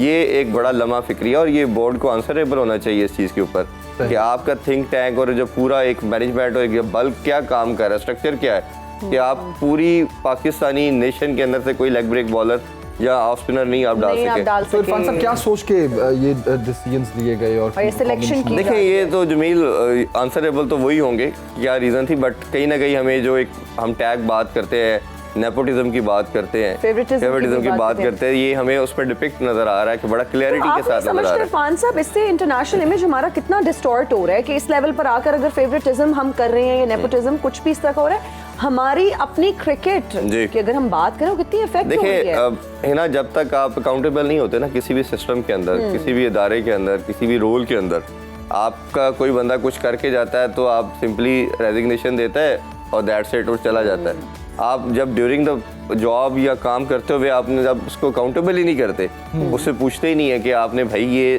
सिलेक्शन की तो किन बेसिस के ऊपर की। अब जैसे हमने पीछे सुना कि रिजवान जो है वो कैनेडियन लीग होने जा रही है, उसमें पार्टिसिपेट करेंगे। रिजवान को वाइस कैप्टन डिक्लेयर कर दिया। सबको मालूम है कि सरफराज ने अभी 350 से ज़्यादा लास्ट सीरीज में रन बनाए हैं। सरफराज ही खेलेगा दोनों टेस्ट मैच। जब सरफराज आपका टीम का स्क्वाड होगा तो आपको साथ किसी बच्चे को साथ प्रिपेयर करना था। अब रिजवान ने डगआउट में बैठ के क्या करना है, यही बात हम सरफराज के लिए भी बोलते रहे। जब रिजवान T20 और ODI में टीम का पार्ट थे तो हम ये कहते थे कि सरफराज को आप डगआउट में ना बिठाएं, वो पानी पिला के क्या करेगा, आप किसी बच्चे को साथ रखें ताकि वो उस एनवायरनमेंट को देखे और उसके साथ वो अपने आप को फ्यूचर में जेलन करे और वो प्रिपेयर हो जब उसकी जगह आए। तो अब आपने पहले रिजवान को डगआउट में सरफराज को बिठाई रखा, अब रिजवान को बिठाएंगे। कहीं ना कहीं हमें नजर आता है कि दोस्तियां भी हैं और अपने दोस्तों को आप किसी तरह टीम के स्क्वाड से बाहर नहीं करना चाहते, उसको सर्किट में रखना चाहते हैं। अच्छा नजम सेठी साहब जो हैं वो एक बड़ी वजह है क्रिकेट रिवाइवल। एक मैं इसमें लास्ट ऐड कर दूं, हसन अली की एडिशन हो चुकी है। शाहीन को पहले PCB ने कहा कि वो पार्ट नहीं होंगे, बट शाहीन ने कहा नहीं मैंने खेलना है क्रिकेट और मुझे मैक्सिमम मैचेस की प्रैक्टिस चाहिए, तो शाहीन और हसन अली भी टेस्ट स्क्वाड का पार्ट होंगे। यस ये है जी प्लीज। नजम सेठी साहब को भी तो इन सारे मामलात का पता है ना। इवेंचुअली जब टीम अनाउंस होती है तो साइन चेयरमैन की होते हैं, जब तक कि साइन ना हो तो ऑब्वियसली टीम नहीं बनती। क्या वो कहीं और मामलात में फंसे हुए हैं जो इस तरफ तवज्जो नहीं दे रहे? देखिए मैंने जिस तरह कहा, जब फेवरेटिज्म की बात करते हैं तो वो फिर एक पूरा लॉबी बनती है उसके लिहाज से। उसका पार्ट कैप्टन भी होगा, चीफ सेलेक्टर भी होगा, चेयरमैन भी समहाउ होगा, कई ऐसे दूसरे लोग भी होते हैं जो शायद अभी नहीं कह सकता। वो सारे मिलकर लॉबिंग करते हैं, फिर एक टीम के अंदर कुछ लोग आ जाते हैं। 4-5 लोग ही होते हैं, बाकी 10-11 लड़के तो आपके होते हैं, 16 का स्क्वाड होता है। और जहाँ तक चेयरमैन साहब की बात रही, obviously he has a lot of pressure. वो भी उनके ऊपर एक तलवार जो है लटकी जा रही है खतरे की। हाँ, और मेरा ख्याल है कि अभी इलेक्शन भी जिस तरह बात हो रही है, पॉलिटिकल साइड पे हम जाते हैं तो वो उसके बाद जब न्यू पैटर्न चीफ आएगा और वो डिक्लेयर करेगा, मेरा ख्याल है कि ये जो 3, 4 या 5 मंथ का स्पैन है नजम सेठी साहब को दिया जाएगा और ये ही कंटिन्यू करेंगे। अभी 2 दिन पहले उन्होंने प्रेस कॉन्फ्रेंस भी की। उनकी जो बॉडी लैंग्वेज थी, उन्होंने आल्दो कहा तो सही कि मुझे नहीं पता मैं रहता भी हूँ या नहीं रहता, बट मुझे लगता है कहीं ना कहीं वो सेफ हैंड में है। और जिस तरह के वो डिसीजन करते चले जा रहे हैं, चीज़ें हो रही है। और ख़ासतौर पे जो एशिया कप के अंदर अब हो जाना और हाइब्रिड मॉडल का एक्सेप्ट हो जाना, मेरा ख्याल है सिटी साहब के लिए एक बड़ी वैलिड रीज़न है कि मैं टीम का पार्ट रहूँगा और मैं ही चेयरमैन बनूंगा। बिल्कुल सही, ये आपने अच्छा एनालिसिस किया है क्योंकि प्रेशर गेम है। पाकिस्तान की सियासत हो, मईशत हो और कोई भी बड़ी सीट हो, प्रेशर गेम ऑन है। ऐसे ही है, वो पाकिस्तान में हमेशा रहती है। एशेज सीरीज पर लास्ट कमेंट चाहूँगा आपका। देखिए, दोनों वर्ल्ड की बेस्ट साइड ऑस्ट्रेलिया तो भी रिसेंटली लास्ट वीक के अंदर उन्होंने टेस्ट चैंपियनशिप भी जीती है। बड़ा बैलेंस है इक्वली। उन्होंने 7 रन की इंग्लैंड ने लीड ली है, 394 किया उन्होंने, फिर 386 किया। और अभी थोड़ा सा जो मैच कह सकते हैं वो ऑस्ट्रेलिया की साइड पे, क्योंकि 28 रन पे 2 आउट हो चुके इंग्लैंड के। कल आधा मैच नहीं हो सका, आधा डे का मैच तो बारिश की वजह से रह सका। अब 2 दिन रह गए हैं। अच्छी चीज़ ये है कि दोनों अग्रेसिव क्रिकेट खेलती हैं और दोनों ड्रॉ की तरफ नहीं जाएंगी, चाहे कुछ भी हो जाए, दोनों ने डिसीजन की तरफ जाना है। ये एक बड़ी साइड की मैं हमेशा बात करता हूँ कि वो ब्रेव क्रिकेट खेलती हैं। वो किसी तरह वे ऐसी टिमड अप्रोच नहीं रखते, नेगेटिव क्रिकेट नहीं खेलते कि जी ड्रॉ हो जाए, टाई हो जाए, कुछ इस तरह की सिनेरियो में नहीं जाएंगे। उन्होंने they will go for victory, या एग्जैक्टली। और ऑस्ट्रेलिया ने भी जोर लगाना, उनको जल्दी आउट करे। इंग्लैंड भी कोशिश करेगा कि किसी तरह 250-300 के रन का इनको टारगेट दे। तो मेरा ख्याल है कि बड़ा ज़बरदस्त किस्म का हमें मैच देखने को मिलेगा। बिल्कुल सही। इरफान ज़हीर साहब, thank you very much for joining. और अभी नाज़रीन, वक्त हो गया आपसे इजाज़त लेने का। आपसे इंशाल्लाह मुलाकात होगी कल। अपना बहुत सा ख्याल रखिए, फीडबैक ज़रूर दीजिएगा। मुझे और जमील सुखेरा को दीजिए इजाज़त। टेक केयर, बाय बाय, अल्लाह हाफ़िज़।